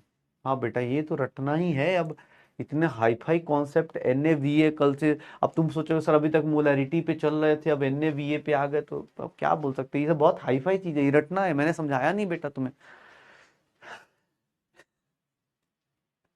हार्ड है। हाँ भाई, एक आईडी आ गया है, इंस्टाग्राम आईडी, प्लीज मैसेज लिखा हुआ है, ओके कर दो यार जिसको भी वो कर रहा है। हाँ काफी हार्ड है ये चीजें बहुत हार्ड है बेटा, आई नो दैट। हाँ कोई बात नहीं। अब मैंने क्या बोला तुझे कि इस चैप्टर के, अब इस क्लास के बाद मैं आपसे नहीं पूछूंगा, क्योंकि अब इसके बाद 8 जो भी इसके चैप्टर के जितने भी लेक्चर जाएं, उस लेक्चर तक आप बेटा वही कर पाएगा कंटिन्यूअसली जिसको आप बेसिक कॉन्सेप्ट्स आते होंगे, क्योंकि मेरी तरफ से फिजिकल केमिस्ट्री का सबसे अच्छा चैप्टर फिनिश होगा, मतलब सीधा। क्योंकि अब ये सब चीजें मैं कहां बता चुका हूं मुझे भी नहीं याद ना। अब पता चला कोई काट पीट के ऐसे खेल रहा है कि सर बी से बी कैंसिल, ऐसा नहीं होगा भाई, यहाँ पे अलग चीजें चलती हैं। अब क्वेश्चन देखोगे, कल की क्लास के क्वेश्चन देखोगे, निकल जाएंगे। अब जैसे ये क्वेश्चन कल के डीपी में दिया हुआ है, कल के क्वेश्चन में डीपी दिया हुआ है, ठीक है। अब यहाँ पे क्या करना है? पीएच ऑफ सॉल्यूशन निकालना है। मुझे नहीं पता मैं कैसे निकालूंगा। मैं एक काम कर सकता हूं, नंबर ऑफ इक्विवेलेंट्स निकाल सकता हूं। कैसे? नंबर ऑफ इक्विवेलेंट्स कैसे निकालूंगा सर? नंबर ऑफ इक्विवेलेंट्स दोनों के निकाल लो। NaOH के नंबर ऑफ इक्विवेलेंट्स कैसे आएंगे? नंबर ऑफ मोल्स निकाल लो और उसका n factor. O my God, इसका n फैक्टर। बेटा n फैक्टर ऑफ NaOH क्या होता है? ये तो बहुत डिफिकल्ट है, कैसे आएगा सर? दोनों के इक्विवेलेंट्स के मोल्स निकाल लो सर, इक्विवेलेंट्स निकाल लो, 0.1 इक्विवेलेंट आ रहा है। NaOH के इक्विवेलेंट्स इतने आ रहे हैं। Similarly number of equivalents of H2SO4 के निकाल के चेक कर लो सर, नंबर ऑफ मोल्स निकालो, number of moles of H2SO4 और उसको किससे मल्टीप्लाई कर देना, n फैक्टर से। ये बेटा याद है कि गया? कोई दिक्कत नहीं, गया तो फिर अब गया ही रह जाएगा भाई। n फैक्टर H2SO4 का कितना हो जाता है, कितना हो जाता है सर? इसके क्वेश्चन में कोई कैलकुलेशन नहीं, pH सीधा मैं कितना लिख दूंगा 7। क्यों? क्योंकि दोनों की इक्विवेलेंट्स क्या आ गए, दोनों की इक्विवेलेंट्स क्या आ गए, दोनों की इक्विवेलेंट सेम आ गए। जिस केस में equivalent strong acid strong base के सेम आ गए, उस केस में pH सीधा सीधा सीधा कितना हो जाएगा, 7 हो जाएगा। कोई रट्टाफिकेशन नहीं, कोई कुछ नहीं। हाँ, जिसको रटना, हाँ बेटा रटना, ये रट लेना, ये देखो रट लेना कैसे, n/4/40 इंटू 1 0.1 होता है, ये रट लेना। ठीक है, तो ये छोटू सा क्वेश्चन एग्जाम हॉल में बस नंबर ऑफ इक्विवेलेंट निकाल के चेक कर लो। जिसके अब यहां इक्वल आ गए तो pH सीधा 7 कर दिया, जहां इक्वल नहीं आएंगे वहां माइनस प्लस माइनस कर लेना। एसिड का ज्यादा होगा या बेस का ज्यादा होगा, किसी जब इक्वल नहीं है तो कोई एक ज्यादा होगा कोई एक कम होगा, उसके हिसाब से अगर एसिड ज्यादा हुआ तो H+ ऑफ मिक्सचर आएगा, बेस ज्यादा हुआ तो OH- ऑफ मिक्सचर आएगा। हाँ ठीक है, एक बोल रहा रॉन्ग, यस सर रॉन्ग है ना, ऑब्वियस है बेटा, आपको कैलकुलेशन में ये बताया ही नहीं। देखो आपको कैसे, अब रॉन्ग कैसे हो गया? ये कोई बोल रहा है रॉन्ग किया सर आपने, ये देखो मैं बताया तो उसके हिसाब से रॉन्ग क्यों हुआ। देखो ये 4/40 इंटू 1, 4 से 4 चला गया, 1/0 इज नॉट डिफाइंड या इंफिनिटी। सर आपने गलत लिख दिया 0.1, तुम लोग यार बेवकूफ लोग हो यार, तो सही बोल रहा है 1/0। काटो यार, गलत क्वेश्चन ये सब बेटा, तू मान लेना तेरे लिए गलत है। हाँ रॉन्ग भाई, रॉन्ग, हाँ भाई, हाँ हाँ भाई एकदम रॉन्ग है ये। तुम मान लो तुम भी रॉन्ग नहीं, तुम गलत नहीं हो, हम लोग गलत हैं, ये लोग लप्पू वाले लोग गलत हैं, तुम सही चल रहे हो, एकदम सही चल रहे हो। ऐसे ही काटते रहना बेटा, कभी भी तुम्हारे जैसे लोगों के लिए ना 720 में, हम लोग 720 में मान लो तुम्हारे 720 भी आ गए ना, तो तुम पता चला कि मतलब अलग ही लेवल पे जियोगे। रॉन्ग 4/14, भगवान कहाँ, चलो छोड़ो, अब क्वेश्चन करो। बाकी लोग जो लोग हैं, बहुत डिफिकल्ट क्वेश्चन दे रहा हूं, जल्दी करो, जल्दी करो इस क्वेश्चन को। रॉन्ग रॉन्ग बोल रहा है, रॉन्ग है, कैलकुलेशन रॉन्ग है। 98 कहां से आया? H2SO4 का मास होता है 98 भाई। हाँ स्पैमर हमारा लप्पू सा है, लप्पू सा स्पैमर है। कौन है ये स्पैमर? लप्पू सा स्पैमर है, झिंगुर सी आवाज, झिंगुर सा क्वेश्चन पूछ रहा है।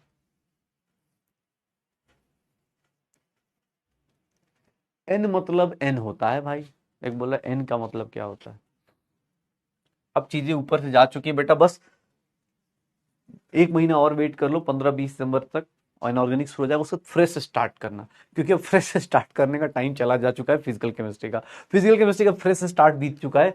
अब फ्रेश स्टार्ट एकदम इनऑर्गेनिक से करना, उस दिन से एकदम तड़ल्ले से पढ़ना, सब कुछ प्यार से। हाँ तब तक बेटा अभी बाहर जाके कहीं और पे स्पैमिंग करते रहो, जल्दी क्या आएगा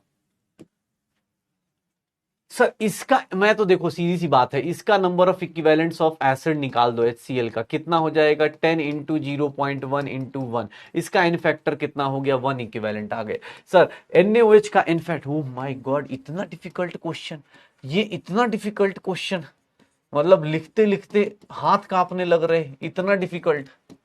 1 इक्विवेलेंट इसके आगे क्या ही कैलकुलेशन करोगे, क्या ही इज्जत दोगे इस क्वेश्चन को, क्या इज्जत दोगे यार। 7 आंसर आ जाएगा, क्या आंसर आ जाएगा, 7 आंसर आ जाएगा, 7 आंसर आ जाएगा। चलो नंबर ऑफ इक्विवेलेंट्स चेक करो। हाँ ये बहुत प्यारा सा क्वेश्चन, बहुत सुंदर सा क्वेश्चन है, प्रीवियस ईयर क्वेश्चन है, बहुत प्यारा सा क्वेश्चन, बहुत प्रीवियस ईयर क्वेश्चन है। आराम से देखना, बहुत अच्छा क्वेश्चन है, ट्राई करो कि देखो इस क्वेश्चन को। बस एक हिंट बता देता हूं ताकि आपका काम आसान हो जाए। 4 सॉल्यूशन दिए गए हैं जिसके अंदर अलग अलग वॉल्यूम NaOH और HCl के मिक्स किए गए हैं। ध्यान सुनना, NaOH और HCl जैसे ही दिखा, जिसका n फैक्टर 1 है, उसके केस में नंबर ऑफ मोल्स लो चाहे नंबर ऑफ इक्विवेलेंट्स लो, बात बराबर आएगी। तो बस अब तुम्हें क्या करना है sir, pH of which one of the following will be equal to 1। किसके केस में pH इक्वल टू 1 आएगा? एक बात बताओ, pH अगर कोई बोल रहा है 1, इसका मतलब उसके H+ की कॉन्सेंट्रेशन कितनी आनी चाहिए, 10 की पावर -1। और सर pH 1 कब होगा? जब सॉल्यूशन क्या हो, एसिडिक हो। तो चेक कर लो किसके एसिडिक के मोल्स ज्यादा हैं, किसके एसिडिक इक्विवेलेंट ज्यादा हैं और किसके एसिडिक इक्विवेलेंट्स कम हैं। बहुत प्यारा सा क्वेश्चन है, करके देखो मजा आएगा। H+ की कॉन्सेंट्रेशन मिक्स H प्लस की कॉन्सेंट्रेशन मिक्सचर में कितनी आनी चाहिए? 10 की पावर -1 आनी चाहिए।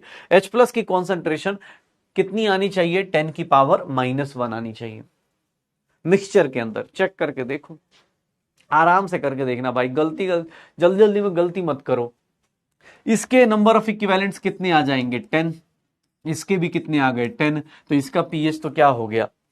इसका पीएच तो आंख बंद करके कितना लिख दोगे? 7। पहला तो होगा ही नहीं ना, पहला तो होगा ही नहीं। इसके 10 मिली इक्विवेलेंट है, इसके 10 मिली इक्विवेलेंट, दोनों के इक्विवेलेंट इक्वल हो गए। जब दोनों के इक्विवेलेंट इक्वल होंगे पीएच कितना होगा? 7। इसके कितने इक्विवेलेंट? इसके कितने इक्विवेलेंट? सर इसके हो गए 7.5, 75 इंटू 1/10।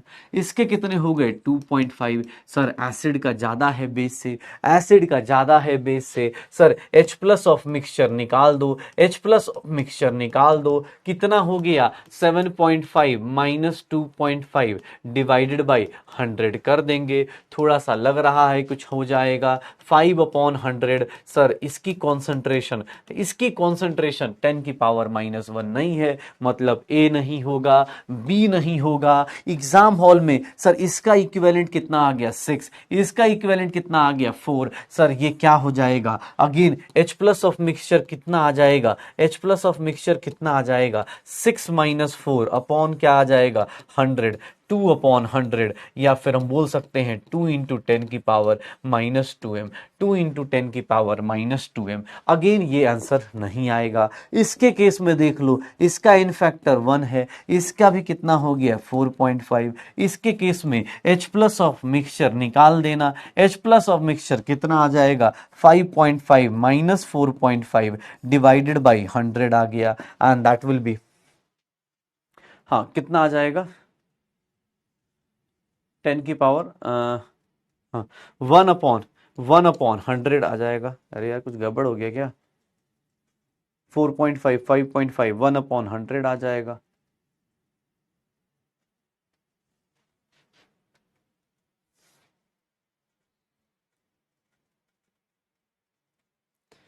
टेन की पावर -2 हो गया ना।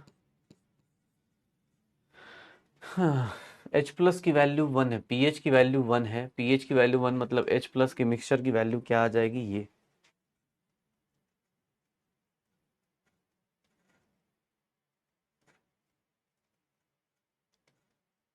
6 - 4/100, 2/100, 7.5 अरे यार कुछ गड़बड़ हो गया इसमें, इसमें कुछ गड़बड़। ए नहीं होगा, इसका पीएच 7 हो गया। बी नहीं होगा, बी कैसे होगा? तो 5 इंटू 10 की पावर -2। चलो पीएच निकाल के चेक कर लेते हैं। इसका पीएच तो सीधा सीधा कितना हो गया? पीएच कितना हो गया मिक्सचर का? इसका पीएच तो सीधा सीधा 2 हो गया। इसका पीएच निकाल लो। अब देखो एग्जाम हॉल में नहीं ऑप्शन मैच कर रहा, तो एक काम करते हैं, 2 - log 2, 2 - log 2, 2 - 0.3, 1.7 आ गया। और इसका पीएच अगर निकालने जाएंगे तो इसका पीएच कितना आ जाएगा? 2 - log 5, 2 - log 5, 2 - 0.7, 1.3। तो will be equal to 1। Equal to 1 तो कोई नहीं आ रहा, इक्वल टू 1 तो कोई नहीं आ रहा, लेकिन हाँ 1 के आसपास। अब एग्जाम हॉल में बैठे होंगे तो क्या कर सकते हैं? 5.5 माइनस 4.5 करेंगे तो 10 कैसे आ जाएगा भाई? 5.5 इंटू 10 का वो कुछ गड़बड़ हो रखा है, या तो यहाँ पे गड़बड़ दे रखा है। यहाँ m/10 नहीं होना चाहिए था, 1m होना चाहिए था, तब बेटा जो तुम बोल रहे हो वो आएगा। ठीक है, हाँ मतलब अदरवाइज 5.5 माइनस 4.5 तो 1 ही आएगा ना। डिफरेंस कितना आएगा? 1 का आएगा। जो तुम बोल रहे हो उसमें ये होगा चाहिए था कि m/10 ना हो के, कुछ गड़बड़ है इसमें। एक मिनट रुकना, ये प्रीवियस ईयर क्वेश्चन था, इसका आंसर तो, चलो कोई बात नहीं। इसका आंसर कोई नहीं होगा अभी तक, तो जो दिख रहा है उसके हिसाब से कोई नहीं होगा। डी इज द, मतलब अगर कोई बोलता है तो अप्रोक्सीमेटली बी बोल सकते हो, लेकिन यार इसमें कुछ मिसिंग हो गया है। 4.5 मल्टीप्लाई करोगे 10, 5.5 आ गया, 6 आ गया, ये 4 आ गया, 7.5, 2.5 डिवाइड बाई 5/100 आ गया, 2/100 आ गया, 1/100 आ गया। बी बोल सकते हैं अप्रोक्सीमेटली। अब कुछ नहीं मिलेगा तो एग्जाम हॉल में तो बी ही टिक मार देंगे, एग्जाम हॉल में बी ही टिक मारना पड़ेगा, और कोई ऑप्शन बच नहीं रहा आपके पास। चलो यार ये गड़बड़ क्वेश्चन दे दिया यार, कुछ कुछ तो इसमें डेटा मिसिंग हुई है। चलो बी अप्रोक्सीमेट एक आंसर मारना है तो मैं बी मार देता हूं, लेकिन एग्जैक्ट आंसर वो भी सही नहीं है। बी 45% लोगों ने एग्जाम हॉल में जिन्होंने रिस्क लिया है वो बी वाले लोग रिस्क लेके। ए वाले लोग तो भैया आप क्या कर रहे हो, ए वाले लोग तो क्लियर है। इन तीनों में सबसे पहले तो यही क्लियर है कि ए का पीएच कितना होगा, 7 होगा। ए का पीएच कितना होगा, 7 होगा। सबसे पहले यही क्लियर था कि ए का आंसर क्या आएगा, 7 होगा। तो ए तो कभी हो ही नहीं सकता था। बी सी डी में से आप बोल सकते हो कि हाँ सर ये तो इसमें कुछ गड़बड़ है, चलो कोई नहीं। m/5 दिया हुआ है क्या कहीं पे, चलो अब जितना दिया है जितना दिया है, हमें अपना आंसर इसमें से कोई भी आंसर नहीं मिल रहा। ठीक है, इसमें सारे ऑप्शन गलत है, कुछ ना कुछ टाइपिंग एरर हुई है जिससे आंसर गड़बड़ आ रहा है। चल अगला क्वेश्चन देख, अगला क्वेश्चन देख। ओह माय गॉड, कुछ कैलकुलेशन करिए, कुछ कैलकुलेशन कीजिए। इस क्वेश्चन में थोड़ा ध्यान से देखिएगा, जल्दी जल्दी में आंसर गलत मत टिक कर दीजिएगा क्योंकि कुछ ट्रिकी चीजें छुपी हुई हैं इसके अंदर। VH of resulting solution when equal volumes of 0.1 m NaOH and 0.01 m HCl are mixed. इस क्वेश्चन को ध्यान से पढ़िए और आंसर निकाल के देख लीजिए। इस क्वेश्चन को ध्यान से पढ़ो और आंसर निकाल के देख लो क्या आएगा।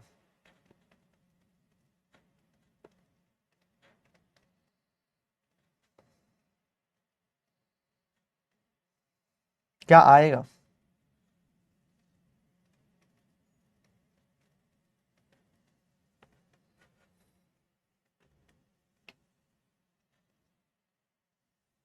क्या आएगा, क्या आएगा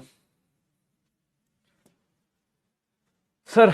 number of equivalent, equal volume लेना है तो HCl का NaOH का इक्विवेलेंट ले लो। NaOH का कितना ले लोगे, 1 इंटू 0.1, ये 0.1 हो गया, n फैक्टर 1 है। Number of equivalents of HCl लेना है तो HCl के लिए कितना करोगे सर, 1 इंटू 0. मैं जब इक्वल वॉल्यूम है तो 1 लीटर ले लूंगा, 0.01। किसके इक्विवेलेंट ज्यादा है, number of equivalents of base ज्यादा है, बेस ज्यादा है as compare to number of equivalents of acid. तो एक काम करे सर, यहां पर OH माइनस निकल के आएगा, OH माइनस ऑफ मिक्सचर निकल के आएगा, इसकी वैल्यू ज्यादा 0.1 minus 0.01 divide by volume 2, 1 litre plus 1 litre कितना हो गया 0.09 अपॉन 2, या हम बोल सकते हैं 4 पॉइंट, ये 9/2 लिख देता हूं, 9 इंटू 10 की पावर -2 अपॉन 2, 4.5 इंटू 10 की पावर -2। यहां से POH आ जाएगा मिक्सचर का, POH ऑफ मिक्सचर आ जाएगा 2 minus log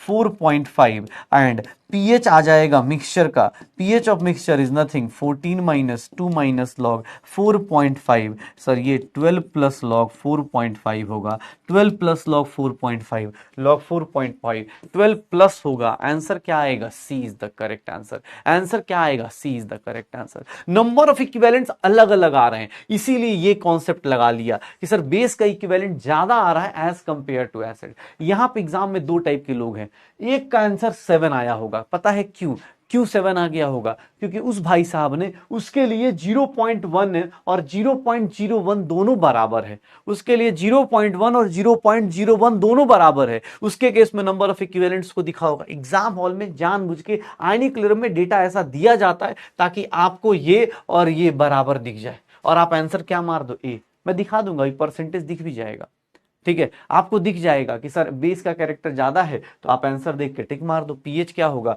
pH of mixture क्या आएगा 12.65, 12.65 आंसर क्या आ जाएगा, मेरा आंसर आएगा सी। और देखो 9% लोग ये हैं, 72% ये हैं, बाकी जो बी और डी वाले हैं भैया कॉमन सेंस लगाते तो भी आंसर आ जाता कि भैया NaOH के इक्विवेलेंट ज्यादा दिख रहे हैं, तो सीधा सीधा आंसर क्या टिक मार दो, 7 से तो ज्यादा ही बड़ा होगा, सीधा सीधा कॉमन सेंस से निकाल दो, कॉमन सेंस लगाओ आंसर आ जाएगा।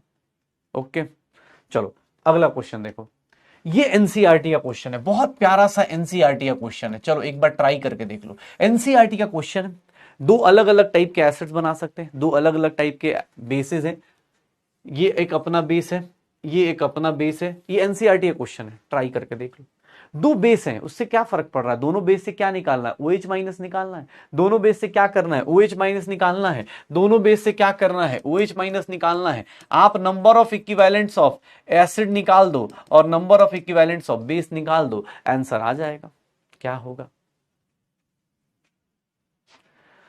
मैं भूल जा रहा हूं भाई, इसमें अब हमारी गलती है, हम आगे नहीं बढ़े बेटा, आपको याद करने का कितना दिन टाइम दे, 1 दिन, 4 दिन, 10 दिन, कितने दिन में आपको याद होगा बेटा? प्रैक्टिस करेंगे सब याद होगा, भूलेंगे कोई दिक्कत नहीं, भूलेंगे तो भाई उसको प्रैक्टिस से याद कर सकते हैं ना। बार बार बोल रहा हूं भूलने का, ठीक है ना, आपको प्रैक्टिस करनी पड़ेगी तब जाके याद होगा।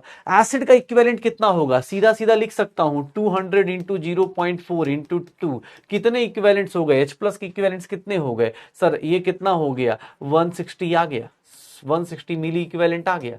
क्यों? क्योंकि ml में है वॉल्यूम। ये कितना हो गया? 160। अच्छा, number of equivalent of base करेंगे तो बेस में कितना आ जाएगा सर? बेस का कितना आएगा? तो सर 300 ml इंटू 0.2, इसका एन का फैक्टर कितना है? 1। और इसकी बात करें 500 इंटू 0.1 इंटू एन फैक्टर कितना है? 2। ये कहां से आया? NaOH से। ये कहां से आया? कैल्शियम हाइड्रोक्साइड से। सर सबके नंबर ऑफ इक्विवेलेंट्स निकाल दो। ये 60 हो गया और ये कितना हो गया? 100 हो गया, मतलब 160 मिली इक्विवेलेंट दोनों ही आ गए। भाई काहे का कैलकुलेशन? पीएच ऑफ मिक्सचर कितना हो जाएगा? 7 हो जाएगा। क्यों? क्यों 7 हुआ? इतना difficult question. PH of mixture 7 क्यों हो गया? क्योंकि एसिड और बेस के इक्विवेलेंट्स क्या हैं? इक्वल हैं। एसिड और बेस के इक्विवेलेंट्स इक्वल हो गए, उस केस में कोई कैलकुलेशन नहीं, सीधा सीधा आंसर क्या आ जाएगा? पीएच इज इक्वल्स टू क्या आ जाएगा? 7 आ जाएगा। पीएच इज इक्वल्स टू 7 आ जाएगा, हो जाएगा सर। तो एसिड हो गया, बेस हो गया, अब एसिड और बेस का मिक्सचर हो गया। एक लास्ट क्वेश्चन बेटा, मिक्सचर खत्म करो, फिर हम लोग आयनिक इक्विलिब्रियम में वीक एसिड वीक बेस के ऊपर आ जाएंगे और आज से आयनिक इक्विलिब्रियम शुरू कर देंगे। चलो भाई, ये क्वेश्चन देखना, लास्ट क्वेश्चन। चलो अटेम्प्ट करो, इस क्वेश्चन को अटेम्प्ट करो, फिर कहानी खत्म करेंगे। पीएच कैलकुलेशन में स्ट्रॉन्ग एसिड, स्ट्रॉन्ग बेस, ये सब कुछ फिनिश करेंगे जल्दी। इसको देख लीजिए बस, इस क्वेश्चन को अटेम्प्ट करके देख लीजिए। काफी डिफिकल्ट क्वेश्चन है। इस क्वेश्चन को करने के बाद चक्कर आ सकता है, मन में ये विचार आ सकता है स्पैमर को या नहीं पढ़ने वालों को कि सर छुट्टी दे दीजिए।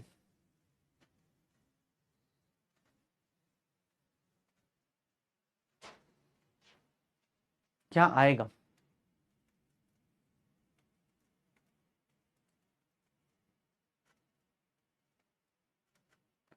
कितना आ जाएगा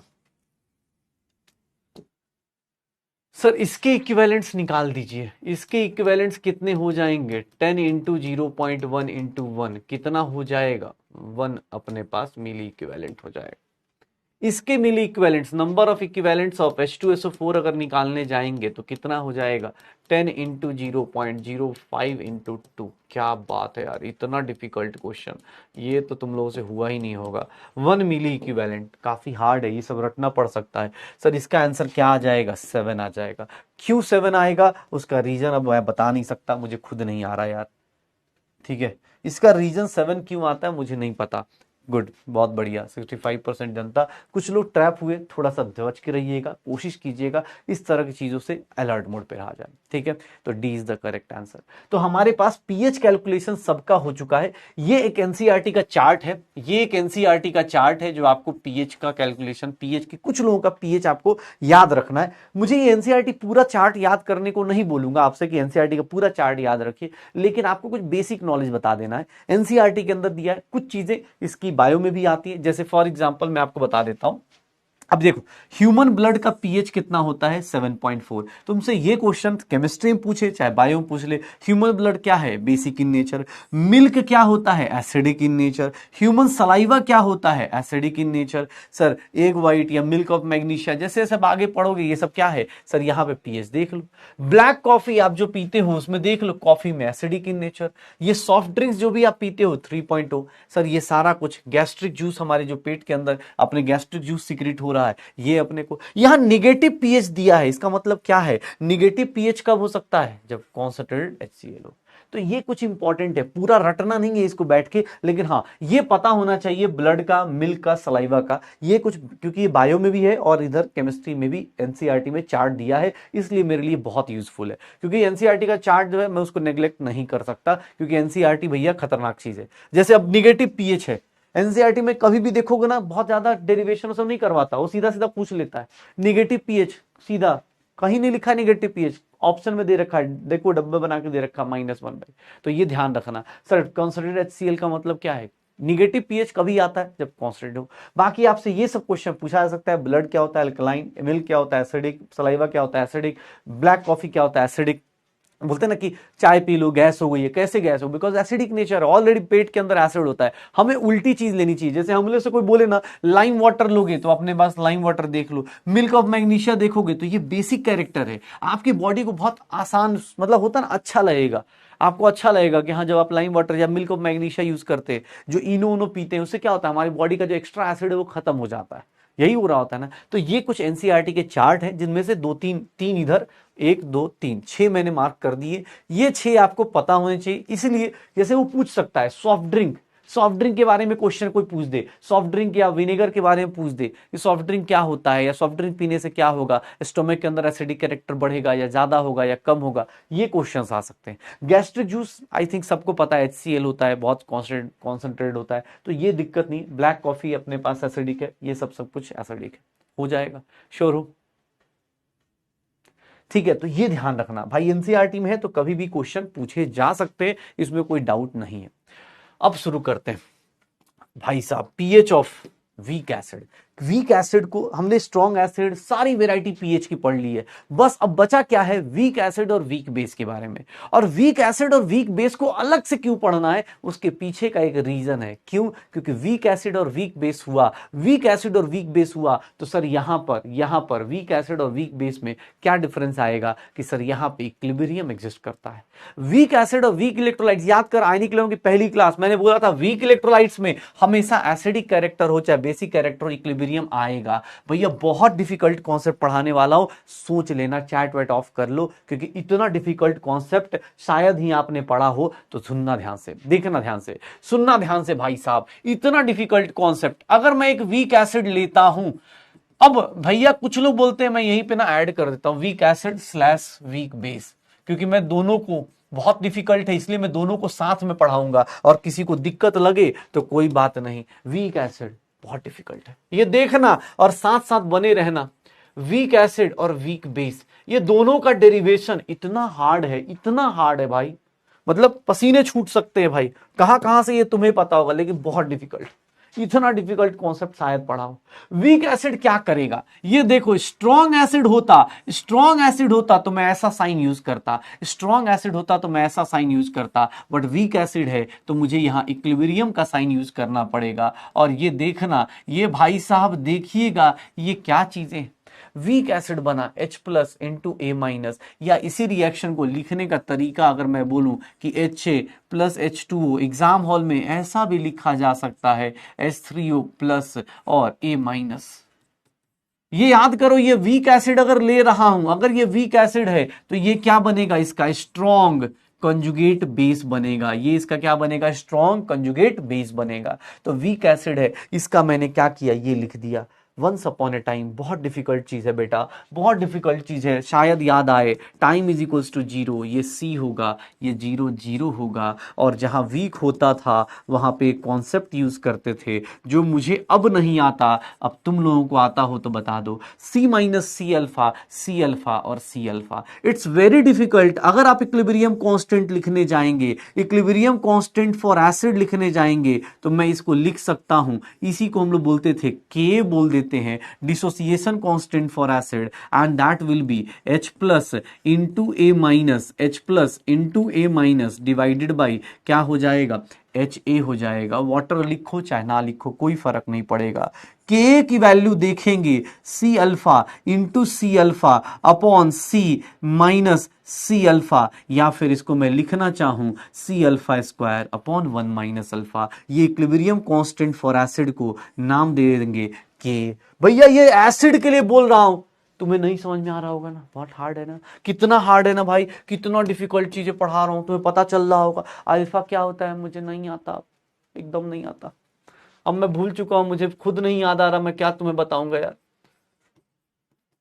ये देख लो, बेस के केस में क्या हो जाएगा, ये उससे भी ज्यादा डिफिकल्ट है भाई साहब, ये उससे भी ज्यादा डिफिकल्ट है। ये देख लो भैया, ये अगर बेटा मैं रटवा रहा हूं तुम्हें ना, तो तुम रटना मत, ठीक है, क्योंकि ये सब चीजें देख रहे हो कितना खतरनाक टीचर है, कुछ बताया नहीं, कुछ समझाया नहीं। ये देख रहे हो कैसी डिफिकल्ट डिफिकल्ट बातें कर रहा है। इक्विलिब्रियम कांस्टेंट फॉर बेस के बारे में बात करेगा तो क्या लिख देंगे, इसी को हम लोग KB लिख देंगे, और KB की वैल्यू क्या होगी, B plus OH minus B plus OH minus divided by BOH। O my God, KB की वैल्यू जब लिखेंगे C alpha into C alpha divided by C minus C alpha, इसको सॉल्व करेंगे C alpha square 1 minus alpha, ये KB हो गया weak acid का, ये Ka हो गया। इतना डिफिकल्ट कॉन्सेप्ट मुझे खुद नहीं आता था। ये देख लो भाई, जितने लोगों को ये डिफिकल्ट कॉन्सेप्ट पहली बार में समझ में आ गया भाई, यस और नो बता दो, समझ में आ गया, क्योंकि बहुत डिफिकल्ट है, मुझे खुद को बहुत डर लग रहा है इसमें। आ गया, यस और नो बता सकते हो, इतना डिफिकल्ट कॉन्सेप्ट आ गया भाई, क्योंकि इसके बाद ही कहानी अब शुरू करूंगा मैं। हार्ड है, ये बहुत हार्ड है।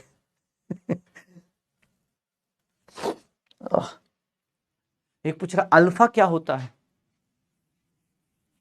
तो अच्छा क्वेश्चन पूछा, मुझे तो लगा तू सी न पूछ दे कि सी क्या होता है, फिर मैं सी से नहीं समझा पाता कि तेरा क्या कट रहा है और क्या बन रहा है। अल्फा पूछ रहा है, अल्फा क्या होता है, it's a very difficult, again degree of ionisation बोल दो। इस केस में ऑब्वियस है, यहाँ पे आयनाइजेशन हो रही है इसलिए आयनाइजेशन बोल देते हैं। भगवान कहाँ चल रहे हैं, हो जाएगा भाई, मतलब alpha degree of ionisation, C for concentration. अब यहां से ठीक है, यहां से अब सी, यहां से आगे चलते हैं भाई, ये चीजें मुझे पहले आती थी। इसके बाद एक और डिफिकल्ट चीज मुझे बतानी है, एक और डिफिकल्ट चीज बतानी है। अल्फा का तो छोड़ो, इससे डिफिकल्ट चीज, अब मैं इसी को कंटिन्यू करूंगा, जब आप नोट्स लिखोगे ना तो इसी के नीचे कंटिन्यू कर देना। ये डिफिकल्टी नहीं है भाई, अब मैं मजाक मजाक में बोल रहा हूँ, बाकी कोई ऐसा डिफिकल्ट मत मान लेना भाई। ये सब बातें हमने आयनिक इक्विलिब्रियम तो छोड़ो, केमिकल इक्विलिब्रियम में शुरू कर दिया था। यहाँ C माइनस C अल्फा क्यों लिया, बिकॉज एक मोल के लिए अल्फा डिफाइंड था, अल्फा हमेशा एक मोल के लिए डिफाइंड होता है, C मोल्स हैं तो C अल्फा, यहाँ पे C अल्फा। यहाँ पे हमने ये अल्फा का कॉन्सेप्ट कहाँ समझा था, अल्फा का तो आज के टाइम में इतने सारे फॉर्मूले हो चुके हैं, अब इतने सारे फॉर्मूले हो चुके हैं भाई, ठीक है भाई। चलो, इसका एनिमेशन चाहिए अपने को समझने के लिए, बहुत शानदार। अब यहां पे देखना, एक चीज लगाता हूं, मैं वीक एसिड में बात कर रहा था, वीक एसिड के केस में आगे कंटिन्यू कर रहा हूं, क्योंकि मुझे अब पैरेलली करना है। रीजन की जिसको पैरेलली समझ में आ गया, घर पे आज क्या कीजिएगा, घर पे बैठे बैठे ना इसको दोबारा ड्राइव करके रख लीजिएगा, क्योंकि जो 2022 का क्वेश्चन है, सीधा सीधा ये जो चार्ट बनेगा ना इसी तरह से आएगा। 2022 का क्वेश्चन, 2021 का क्वेश्चन अभी तुम करके जाओगे, तुम्हें हंसी आएगी कि अच्छा इतना डिफिकल्ट था, लेकिन हाँ एग्जाम हॉल में नहीं होगा, एग्जाम हॉल में नहीं आने वाला। रीजन कि आपको वीक बेस होगा, हाँ सॉरी वीक बेस। ये देखो, इसका के की वैल्यू क्या आ गई, C alpha square 1 minus alpha. इसके KB की वैल्यू कितनी आ गई, इसके KB की वैल्यू कितनी आ गई, C alpha square upon 1 minus alpha. अब देखिएगा, एक मिनट देखिएगा, अब देखो, अगर applying Ostwald dilution law, applying Ostwald dilution law, oh my God ये क्या था सर, ओस्टवाल डाइल्यूशन लॉ। बस कुछ लोगों को याद दिला दूं कि सर अगर अल्फा की वैल्यू लेस देन 5% है या फिर 0.05 है, उस केस में 1 माइनस अल्फा को कितना ले लेते हैं, 1 ले लेते हैं, तो के की वैल्यू क्या हो जाएगी, C अल्फा स्क्वायर, अल्फा की वैल्यू क्या हो जाएगी, अंडर रूट के बाई सी, अल्फा की वैल्यू क्या हो जाएगी, अंडर रूट के बाई सी। इतना डिफिकल्ट, इतना डिफिकल्ट, अरे सर देखो तो सही, ये देखना इतना डिफिकल्ट कॉन्सेप्ट, अल्फा आ गया, अरे सर यहां पे H प्लस की कॉन्सेंट्रेशन कितनी होगी, C अल्फा। कैसे आया सर, H प्लस की कॉन्सेंट्रेशन देख लो, इक्विलिब्रियम पे कितनी है, C अल्फा, यहां H प्लस है वहां OH माइनस आएगा, बेस है ना सर, यहां पे H प्लस है, H प्लस की कॉन्सेंट्रेशन कितनी आ गई, C अल्फा, अल्फा की वैल्यू क्या पुट कर दूं, K by C. Once upon a time कुछ ऐसा पढ़ा होगा, ये C square into K by C हो गया, C से C cancel, K into C लिख सकते हैं।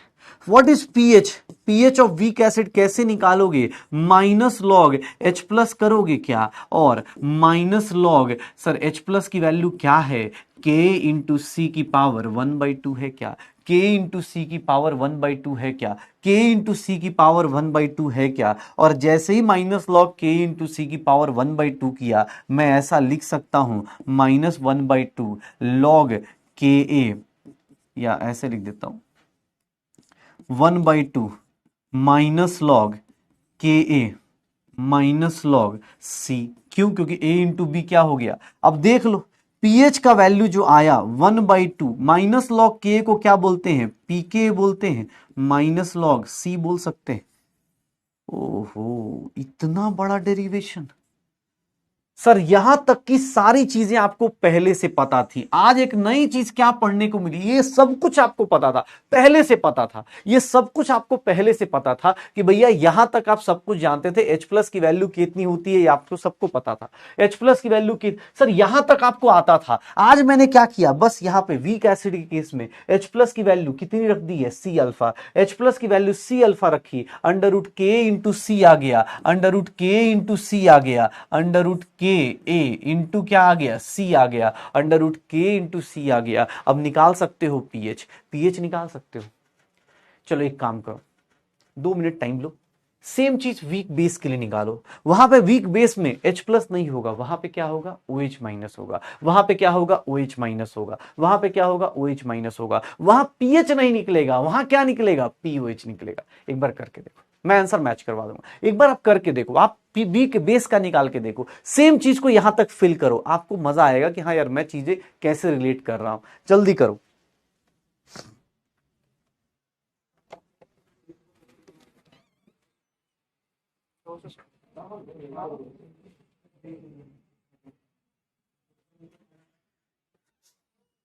जल्दी करो, क्या होगा, चैट क्या आएगा, क्या होगा।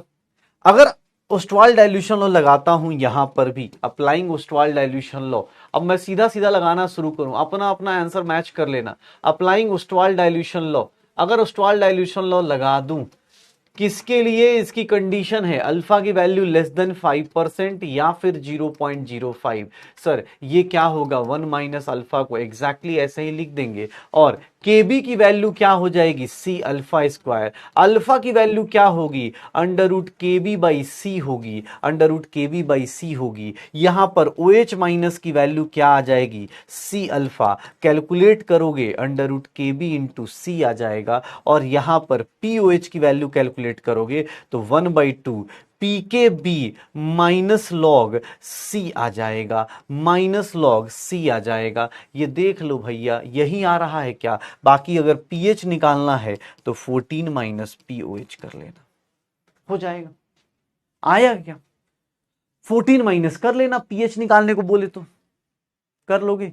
बहुत डिफिकल्ट है ना, वीक एसिड वीक बेस में भैया बस एक चीज याद रखिएगा, अब यहां इक्विलिब्रियम आ चुका है। स्ट्रॉन्ग एसिड स्ट्रॉन्ग बेस में सिंपल सिंपल आप पीएच निकाल रहे थे, प्लीज अपना अपना आंसर मैच कर लो। OH माइनस सी अल्फा कैसे आया, अरे भैया ये रहा ना OH माइनस सी अल्फा, ये देख ले सी अल्फा आ गया। अब आप जो पढ़ रहे हो उसको अप्लाई कर दिया। सर आपको आधे से ज्यादा यहां तक तो आपको पहले ही बता चुका हूं, यहां तक का कॉन्सेप्ट आपको बताया जा चुका है। कहां पर सर, याद करो कहां बताया था मैंने, कहां बताया था, ओस्टवाल डाइल्यूशन लॉ में। यहां तक तो मैंने ओस्टवाल डाइल्यूशन लॉ में बता दिया था कि डिग्री ऑफ आयनाइजेशन, कॉन्सेंट्रेशन जितना कम करोगे अल्फा की वैल्यू बढ़ेगी।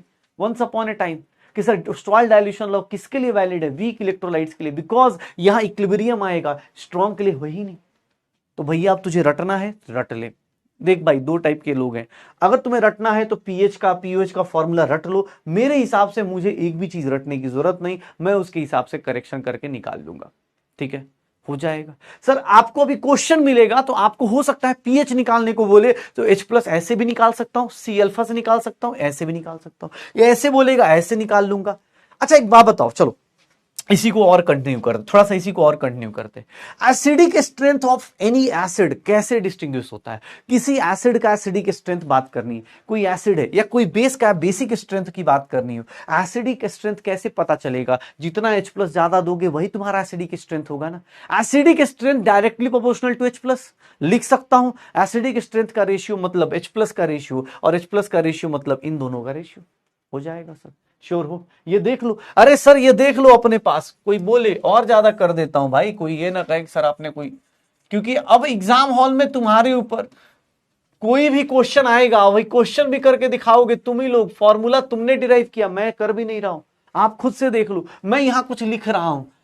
एसिडिक स्ट्रेंथ, अगर दो एसिड्स का कंपेयर करना है directly proportional to H plus, या फिर मैं बोल सकता हूं C अल्फा, या फिर under root K into C लिख सकता हूं, कोई दिक्कत? मैं एसिडिक स्ट्रेंथ लिख रहा हूं, तुम बेसिक स्ट्रेंथ लिख के खुद से देखना। मैं एसिडिक स्ट्रेंथ लिख रहा हूं, तुम बेसिक स्ट्रेंथ खुद से लिख के देखना। एसिडिक स्ट्रेंथ को कंपेयर कर देता हूं, वीक एसिड में एसिडिक स्ट्रेंथ कंपेयर करता हूं। अगर किसी एसिड का एसिडिक स्ट्रेंथ बोला जाए, अगर किसी एसिड का एसिडिक स्ट्रेंथ कंपेयर करने को बोला जाए तो सर H प्लस के रिस्पेक्ट में कंपेयर करूंगा, H प्लस के रिस्पेक्ट में कंपेयर करूंगा, कोई दिक्कत? या फिर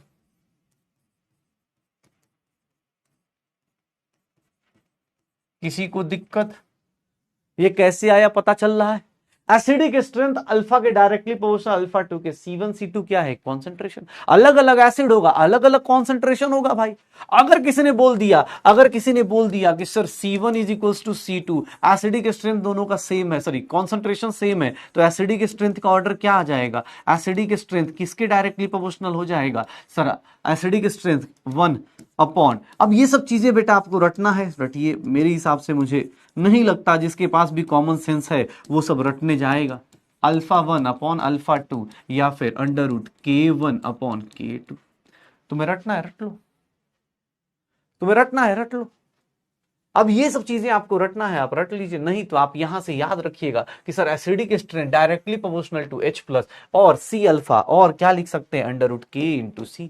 किसने बोल दिया बेसिक स्ट्रेंथ? अब तुम खुद से ट्राई करो भाई, बेसिक स्ट्रेंथ खुद से निकाल के देखो। बेसिक स्ट्रेंथ मतलब directly proportional to OH minus की कॉन्सेंट्रेशन, या फिर C अल्फा, या फिर क्या हो जाएगा? Under root KB into C। क्या हो जाएगा? करो, बेसिक स्ट्रेंथ का रेशियो निकालो, ट्राई कर बेटा। अब ये रटना है, आपकी मर्जी है। मेरे हिसाब से आप एक बार घर पे जाके ये पूरा चार्ट आप बना के देख लेना, आप पूरा चार्ट बना के देख लेना, आपको पता चल जाएगा। ये पूरा चार्ट बना के देखोगे आपको पता चल जाएगा C1 अल्फा 1, C2 अल्फा 2, या फिर under root KB1 into C1, KB2 into C2। अब ये आपको जो इधर लिख रहे हो बस वहां बेसिक स्ट्रेंथ के लिए लिख दो। यहां एसिडिक स्ट्रेंथ है, वीक बेस में बेसिक स्ट्रेंथ है। इतना डिफिकल्ट चीजें, इतनी डिफिकल्ट बातें, कैसे चलेगा काम? हाँ, कैसे चलेगा काम?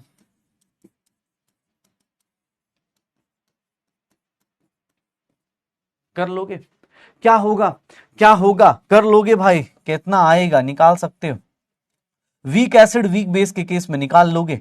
देख लो जल्दी कैसे होगा, कितना होगा? जल्दी जल्दी जल्दी जल्दी जल्दी।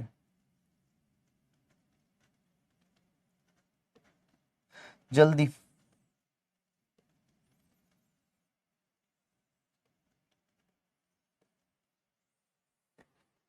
हो जाएगा। हाँ डन। अब रटना है, आपकी मर्जी है, मुझे कोई दिक्कत नहीं। अगर वीक एसिड, चलो एक चीज और बताए तो, एक बात बता, ये देख अब यहां पे सारे फॉर्मूले कर ले। वीक एसिड्स आर मिक्स्ड, अगर वीक एसिड्स मिक्स करते हो, अगर वीक एसिड्स मिक्स करोगे तो क्या होगा? H प्लस ऑफ मिक्सचर निकालने का शॉर्टकट देख लो भाई। H प्लस ऑफ मिक्सचर पता है क्या हो जाएगा? अगर वीक एसिड्स मिक्स करोगे तो कुछ नहीं, इसका अपना H प्लस, सर एक एसिड का अपना H प्लस, दूसरे एसिड का अपना H प्लस, तीसरे एसिड का अपना H plus, dash dash dash. अब सर पीएच ऑफ मिक्सचर निकाल देना। क्यों सर? क्योंकि H प्लस आ गया। H प्लस ऐसे क्यों हो रहा है? बिकॉज सबका H प्लस किसके अंडर रूट होगा? यही होगा। सर अगर वीक बेसिस को मिक्स करोगे, अगर वीक बेसिस को मिक्स करूंगा, अगर वीक बेसिस आर मिक्स्ड, अगर वीक बेसिस आर मिक्स्ड करूंगा तो सर इसके केस में sir OH minus of mixture. अब तुम्हें रटना है सर, ये बड़े बड़े फॉर्मूले आप रटते रह जाइएगा। अगर आपने कॉन्सेप्ट पे थोड़ा फोकस किया तो ये सारी चीजें आप बहुत आसानी से, मतलब सोच भी नहीं सकते उतनी आसानी से, POH ऑफ मिक्सचर निकाल दो, POH ऑफ मिक्सचर निकाल दो, यहां पे निकाल दो, हो जाएगा, निकल जाएगा। तो ये इतनी सारी चीजें वीक एसिड और वीक बेस की बात कर रहा हूं। अच्छा एक बात बताओ, किसने बोला सर अल्फा की वैल्यू?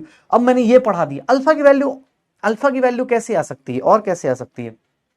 अल्फा की वैल्यू और कैसे आ सकती है? H प्लस की कॉन्सेंट्रेशन C अल्फा है, H प्लस की कॉन्सेंट्रेशन सी अल्फा है। अब देख भाई, तुझे न्यूमेरिकल सॉल्व करना है तो ऑब्वियसली ये डेरिवेशन की जरूरत पूरी नहीं पड़ेगी, तुझे पूरी डेरिवेशन की जरूरत नहीं पड़ेगी, पूरी डेरिवेशन की जरूरत नहीं पड़ेगी, लेकिन हाँ ठीक है ना, आपको आना चाहिए, इसलिए क्योंकि एग्जाम हॉल में भाई पता नहीं है ना, हो सकता है फॉर्मूला मिस कर जाए आप। फॉर्मूला जब मिस कर जाओगे तो ऑब्वियसली आपको ये सब चीजें आपको बचा लेंगी, और कुछ नहीं। अब कोई बोले सर डेरिवेशन पूरा नहीं रटना, आपको पूरा थोड़ा, अब ये रटना थोड़ी ना है। अगर आपको बेसिक्स आते हैं तो आप फटाफट बना दोगे, अगर आपको बेसिक्स आते हैं तो आप बना लो, अपने लिए हो जाएगा सर। वीक एसिड्स और वीक बेसिस हो, मैंने पैरेलली इसलिए पढ़ाया, क्योंकि भैया यहां पे वीक एसिड और वीक बेस के केस में याद रखिएगा कि अल्फा का कॉन्सेप्ट अभी तक आपको आयनिक इक्विलिब्रियम नहीं आ रहा था, अभी तक इक्विलिब्रियम नहीं आया था, आज से इक्विलिब्रियम शुरू हुआ और अगले 3-4 दिन तक इक्विलिब्रियम चलता रहेगा। हो जाएगा सर, श्योर हो? क्वेश्चन शुरू करें, क्वेश्चन शुरू करें, क्वेश्चन शुरू करें। भाई साहब यहाँ बर्थडे विशिंग हो रहा है, thank you stranger boy, strange boy, chatting is eight highest level. Yes, हमारा एक काम और भी तो है, पैसे दिए भाई इस चैटिंग करने के लिए। मैं ठीक हूँ माँ, अपना बताओ। हम नौसीन कैसी हो? बीटीएस लव गर्ल एंड सब 23। अरे तुम लोग यस सर करने लगे यार, तुम लोग भी ना पढ़ाई, तुम पढ़ाई क्यों कर, तुम लोग इतना क्यों? Great on you Instagram ID, ऐसे पढ़ाई तुम लोग पर, तुम लोग यार, तुम लोग अपना वो करने लगे। नहीं नहीं, वो कितना अच्छा चल रहा था, हैप्पी बर्थडे चल रहा था, एक बोल रहा था मुझे बर्थडे विश करो। यहाँ देखो हम लोग अपना जिंदगी कहाँ, मतलब कहाँ ले जा रहे, वो अपना कहाँ, कितना सुंदर सा, बेकार लोग हैं यार हम लोग। सो सॉरी यार, जो भी थे बेचारे, हमें तुम्हारा दिल तोड़ के बहुत बुरा लगा। ठीक है,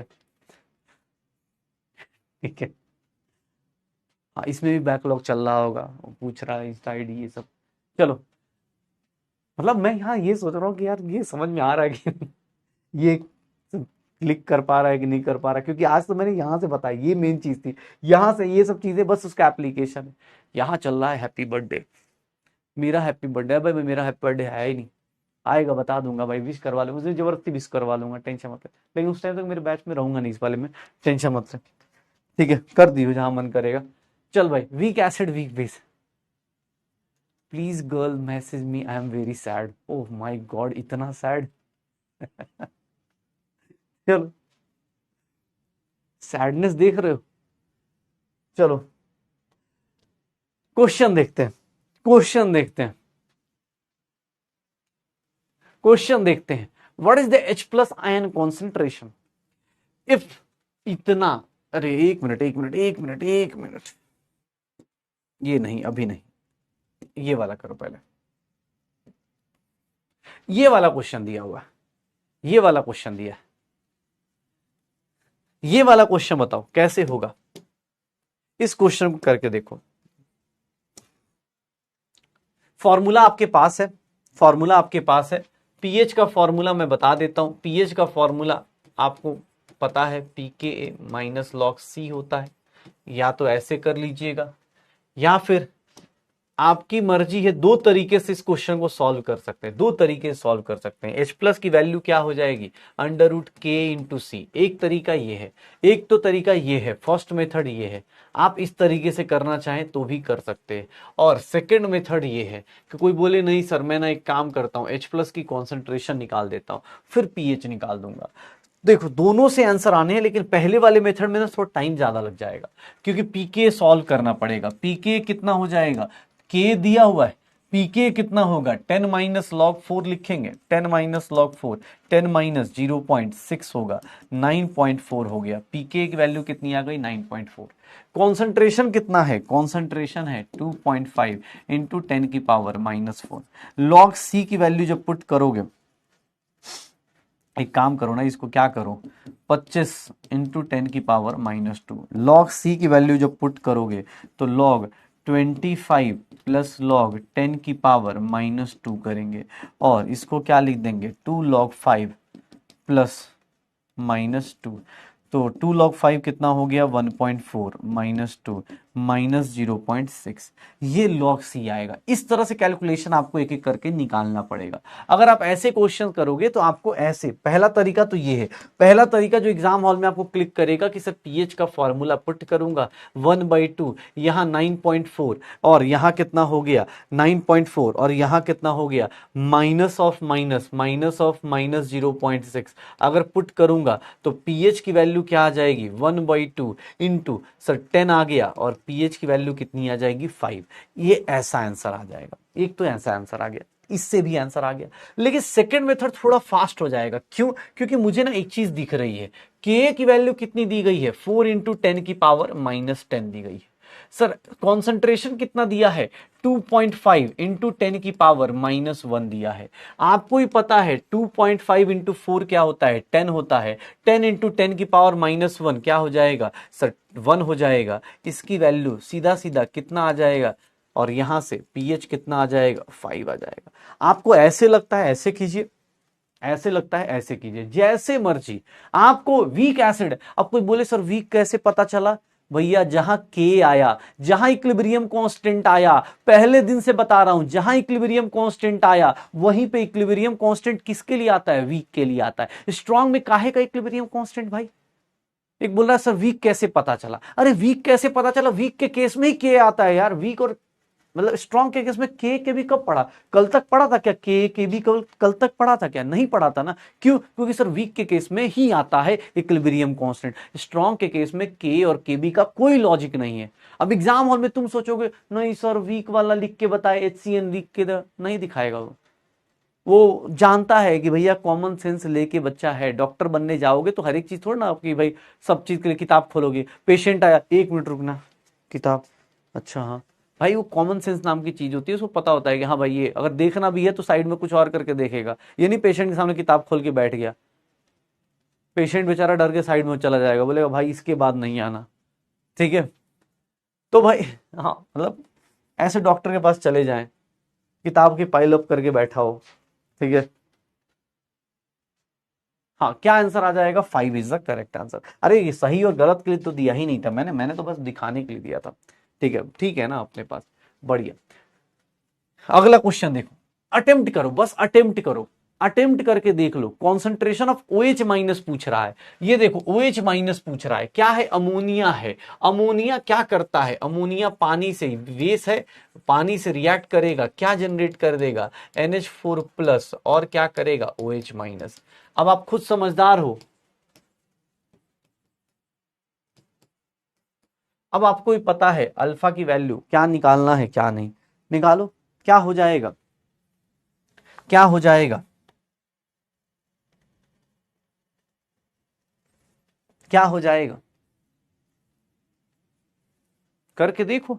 अब ये चीज मैं तुम्हें लिखना सिखा, मतलब ऑलरेडी आना चाहिए बेटा, अगर आप साथ साथ कर रहे हो। ये वीक क्यों पता चल रहा है, क्योंकि 5%, कोई बोले वीक कैसे पता चला, 5% आयनाइजेशन भाई, 5% आयनाइजेशन, इसका मतलब क्या है वीक ही है। तो क्या कर देंगे अब सर OH माइनस की कॉन्सेंट्रेशन किसके इक्वल आ गई बेटा, अब इस क्वेश्चन में कुछ बचा ही नहीं ना। कॉन्सेंट्रेशन कितनी दी गई है 10 की पावर -2, सर 5% मतलब 0.05, कितना हो जाएगा 0.0005 हो जाएगा, कितना आ जाएगा 0.0005 आ जाएगा। C is the correct answer, C is the correct answer. अब आपको ये सब क्वेश्चंस ऐसे करने हैं, कभी कोई दे दे, लेकिन हाँ ये याद रखना, जैसे मैंने एक क्वेश्चन जानबूझ के इधर रखा हुआ है, उसको मैं कराऊंगा अभी थोड़ी देर में, लेकिन हाँ पहले उससे पहले ये बहुत डिफिकल्ट डिफिकल्ट क्वेश्चंस है। पीएच निकालना है, बताओ कैसे निकालोगे, इसका पीएच निकालना है, कैसे निकालोगे। इसकी कैलकुलेशन डिफिकल्ट हो सकती है, कैलकुलेशन मतलब टाइम टेकिंग हो सकती है, कैलकुलेटर यूज कर लो, क्योंकि अब बार बार कैलकुलेशन के लिए टाइम वेस्ट नहीं कर सकते। आपके पास ऑप्शन है, 2 ऑप्शन है, फिर से बता रहा हूं। एक मेथड तो ये है, इस क्वेश्चन में पीएच निकालना है तो एक मेथड तो ये है कि pH is nothing 1/2 pKa minus log C कर दीजिए, माइनस लॉग सी कर दीजिए। और दूसरा मेथड ये है कि H प्लस की वैल्यू क्या ले लीजिए सर, √K इंटू सी ले लीजिए, √K इंटू सी ले लीजिए। जैसे सॉल्व हो सकता है वैसे सॉल्व कर लीजिए, आंसर निकाल दीजिए, जैसे सॉल्व हो सकता है वैसे सॉल्व करके आंसर निकाल दीजिए।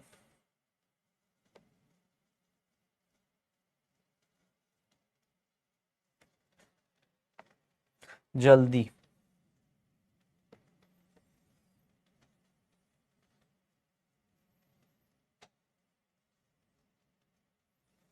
जल्दी क्या होगा, क्या होगा? जैसे लगता है H प्लस लगता है, H प्लस से कर दो। अंडर रूट के कितना है 9.6 इंटू 10⁻⁻6। कॉन्सेंट्रेशन कितना है 0.15। ठीक है, 9.6 इंटू 0.15 कितना आ जाएगा, कितना आ जाएगा भाई?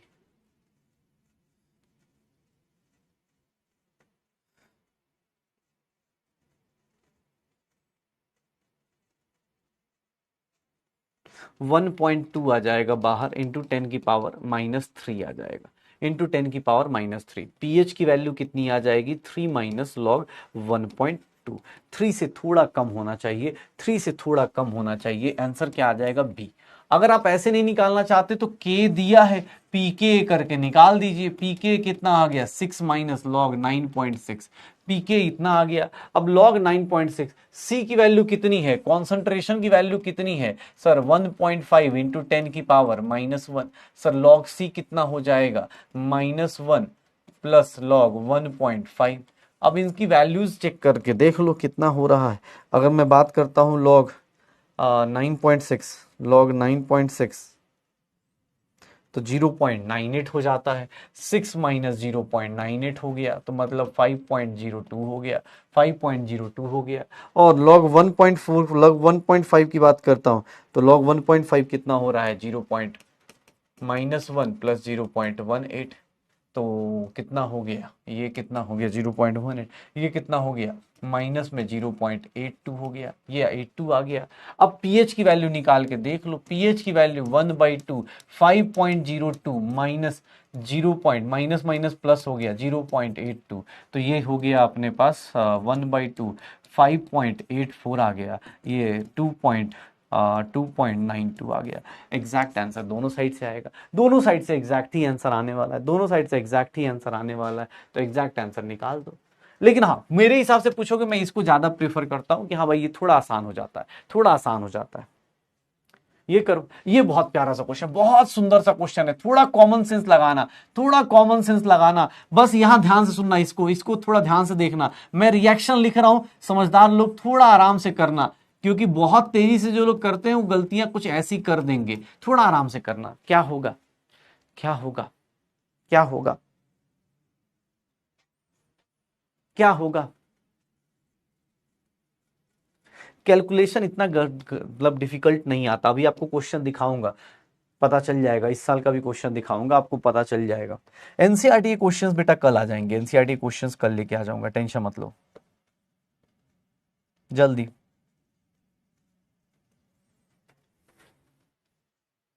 क्या होगा,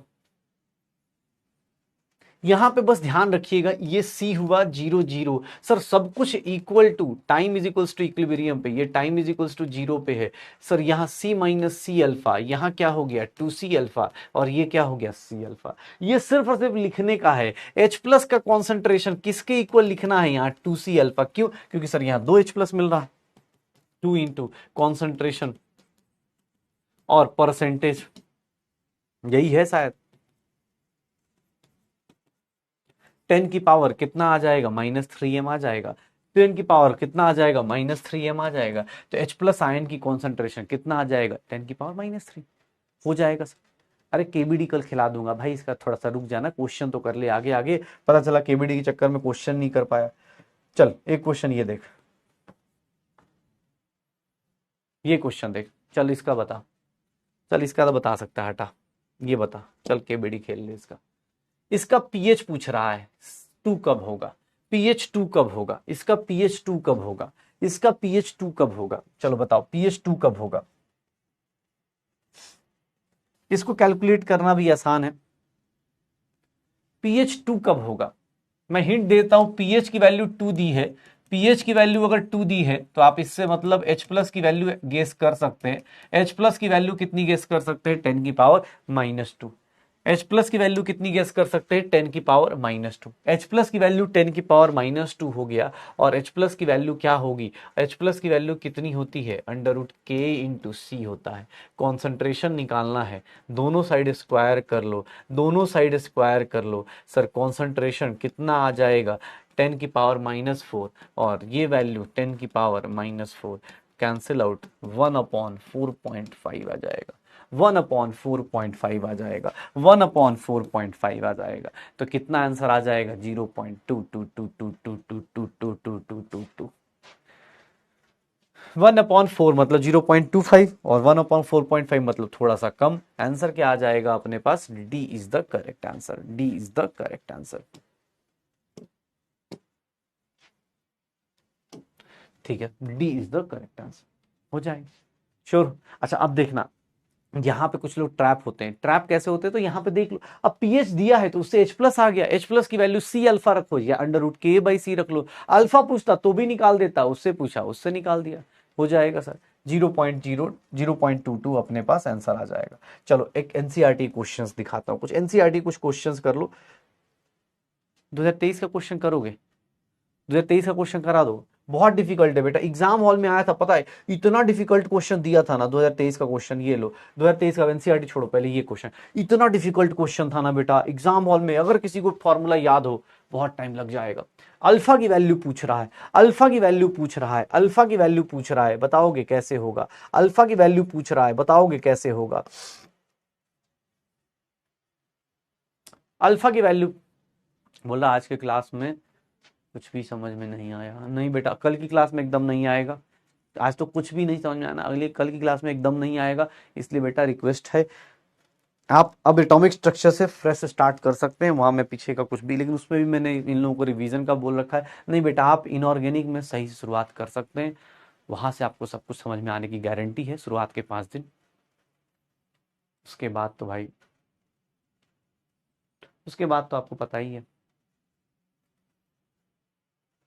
एक का नाम लिखा है ठुकरा के मेरा स्ट्रगल, मेरा इंतकाम देखोगे। क्या होगा? ये क्वेश्चन एग्जाम हॉल का दिया हुआ है। पीएच इज इक्वल्स टू 3 मतलब H+ की वैल्यू कितनी आ जाएगी? 10 की पावर -3 आ जाएगा भाई। और H+ की वैल्यू आ गई तो इसी को तो क्या लिख देंगे? C alpha. और भाई साहब इतना डिफिकल्ट क्वेश्चन, 10 की पावर -3, कॉन्सेंट्रेशन कितना है? 10 की पावर -1। हे भाई 10 की पावर -2, अल्फा परसेंटेज में चाहिए। परसेंटेज का मतलब किससे मल्टीप्लाई करना होता है? 100 से मल्टीप्लाई करना होता है। अल्फा की वैल्यू कितनी आ जाएगी? 1% आ जाएगी। बेटा ये नीट का क्वेश्चन है, ये एग्जाम हॉल का क्वेश्चन दिया हुआ है, इसीलिए बोल रहा हूं पढ़ लीजिए, क्योंकि एग्जाम हॉल का क्वेश्चन दिया हुआ है। ठीक है, एग्जाम हॉल में ये आया हुआ क्वेश्चन है, आपको ही पता चल रहा होगा। आंसर देखोगे लगेगा कि अरे यार ये कर सकते थे, आयनिक इलेक्ट्रॉन डिफिकल्ट थोड़ी ना है, खुद से बनाइए डिफिकल्ट। देख लो अभी 60% जनता आ गई फॉर्म में, देख लो। ये एक नीट एग्जाम का एनसीईआरटी छोड़ दो, नीट एग्जाम का क्वेश्चन है, रियल लाइफ का क्वेश्चन की नीट एग्जाम में ऐसा पूछा गया है। हो जाएगा, श्योर हो? आगे चले।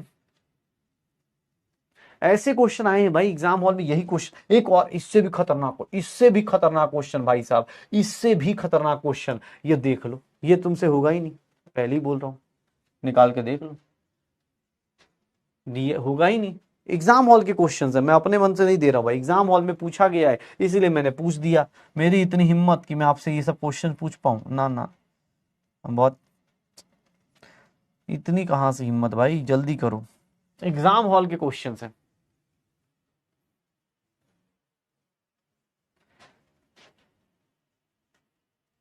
अरे छोड़ रहा हूं भाई, ये तो टॉपिक खत्म करूंगा जल्दी। ये बस ये लास्ट क्वेश्चन कर लो, लास्ट क्वेश्चन कर लो। क्या है सर? कॉन्सेंट्रेशन दिया है 10 की पावर -2, अल्फा की वैल्यू दी है 1/100, 10 की power -2। O my God, H+ की वैल्यू, ये नीट 2023 का क्वेश्चन है, एग्जैक्ट मतलब 2023 कह रहा हूं, 2022 का क्वेश्चन है। ठीक है बेटा, देख लेना। इतना डिफिकल्ट क्वेश्चन शायद ही तुम लोग ना कर पाओ, मतलब कर पाओ। इतना डिफिकल्ट क्वेश्चन कैसे होगा यार? कितनी कैलकुलेशन है ना सर, आयनिक इलेक्ट्रॉन कितना डिफिकल्ट है सर, बताइए। पीएच का वैल्यू 4 आ जाएगा, ऐसे कैसे, ऐसे कैसे 4 आ गया सर? इतना डिफिकल्ट क्वेश्चन दे देते हो आप लोग यार, मजाक बना दिया है आप लोगों ने हमारी जिंदगी की। ठीक है, ऐसे डिफिकल्ट क्वेश्चन एग्जाम हॉल में पूछा जाता है भाई, इससे खतरनाक तो हमने क्लास में कर लिया है। देख लो 63% जनता आ चुकी है, और कल केबीडी में मुझे पूरा भरोसा है कि मैं इसके क्वेश्चन करवाऊंगा, वो और ज्यादा तेजी से करेगी। उम्मीद करता हूं पूरा सब लोग ये वीक एसिड वीक बेस भैया खत्म कर लेना। मैंने एसिड बताया है, बेस आप पैरेलली, आप एक काम करोगे, आज एक काम करना, कॉपी पे ना, कॉपी पे प्लीज अपने पास एक पेज लेना, वीक एसिड की पूरी डेरिवेशन, वीक बेस की डेरिवेशन पूरा करना खुद से। क्यों? क्योंकि बेटा डिफिकल्ट नहीं है ये क्वेश्चन, तुझे एग्जाम हॉल में मिल रहा है यार। अगर तुझे ये क्वेश्चन करने में टाइम लग गया ना, इसका मतलब सिर्फ और सिर्फ एक ही चीज है कि तुझे साइकोलॉजिकली लगता है कि नहीं भाई मुझे न्यूमेरिकल्स नहीं करना। अदरवाइज इससे ज्यादा डिफिकल्ट क्वेश्चन क्या हो सकता है? कोई न्यूमेरिकल नहीं, कुछ भी नहीं, कोई कैलकुलेशन नहीं यार। ठीक है, तो ट्राई करना भाई कि इसको हम लोग फिनिश कर पाए। ठीक है, चलो एक दो रह गए तो कोई नहीं, अगली क्लास में कर लेंगे। ठीक है, बफर कल अगली क्लास में आपका इंतजार कर रहा है। अगली क्लास तो और खतरनाक से होने वाली है, खतरनाक से इन द सेंस कि आपके लिए खतरनाक इसलिए बोल रहा हूं क्योंकि बेटा अब चीजें आज से अब चेंज हो जाएंगी, क्योंकि कल फिर से के और के बी आएगा, फिर से कल के और के बी के ऊपर बातें चलेंगी, वहां पे और डिफिकल्टी बढ़ती चली जाएगी। कल की क्लास में बफर आने वाला है, बफर में और ज्यादा प्रॉब्लम्स आएंगी उन लोगों को, खासकर जिनकी लाइफ में मतलब जो पीछे रिवाइज नहीं कर रहे। ठीक है, ट्राई कीजिएगा जितना हो सकता है, डीपीपी अटेम्प्ट कीजिए। कभी कभी डीपीपी में कुछ क्वेश्चंस आउट ऑफ सिलेबस तो नहीं बोलेंगे, थोड़ा आगे के सिलेबस के अगर आ जाते हैं तो ये उससे टेंशन नहीं लेना है, पढ़ाई करते रहिए, चीजों को देखते रहिए और कोशिश कीजिए भैया आयनिक इक्विलिब्रियम को चैप्टर के साथ साथ, आज से आयनिक इक्विलिब्रियम शुरू हुआ है, पहले 3 दिन सिर्फ और सिर्फ हम लोग क्या कर रहे थे, पीएच निकाल रहे थे, एसिड बेस को जान रहे थे। तो भैया चैप्टर अब अल्टीमेटली शुरू हो चुका है और 3 ही टॉपिक पढ़ना है, वीक एसिड वीक बेस हो गया, बफर पढ़ लेंगे, सॉल्ट हाइड्रोलिसिस पढ़ लेंगे और उसके बाद सॉल्बिलिटी प्रोडक्ट, कुछ बचा ही नहीं है। अगले 4 क्लास में चैप्टर फिनिश हो जाएगा, लेकिन वो मेरी तरफ से फिनिश होगा, आपकी तरफ से नहीं होगा, मेरी तरफ से फिनिश होगा। तो ट्राई करना भाई अपनी तरफ से फिनिश करने का, साथ साथ में आयनिक इक्विलिब्रियम साथ साथ फिनिश करना है। और ऐसा करना है कि उसके बाद जब रिवीजन शुरू हो ना, तो डर पड़ोसी को बता के इधर बुला के इधर हंसते मुस्कुराते बोले अबे आयनिक इक्विलिब्रियम से डरता है, अबे डरने का थोड़ी ना है यार। ठीक है, चलो तो मिलते हैं अगली क्लास में। ठीक है ना, आराम से खाना वाना खाओ। डीपीपी के हार्ड रहते हैं, अच्छा कोई बात नहीं, डीपी का सॉल्यूशन मैं बनाता हूं ना, आप देख लिया करो, हार्ड लगते हो तो पढ़ लिया करो उससे। ओके, अगली क्लास में मिलते हैं, तब तक पढ़ाई करते रहो, एंजॉय करते रहो, बाय बाय।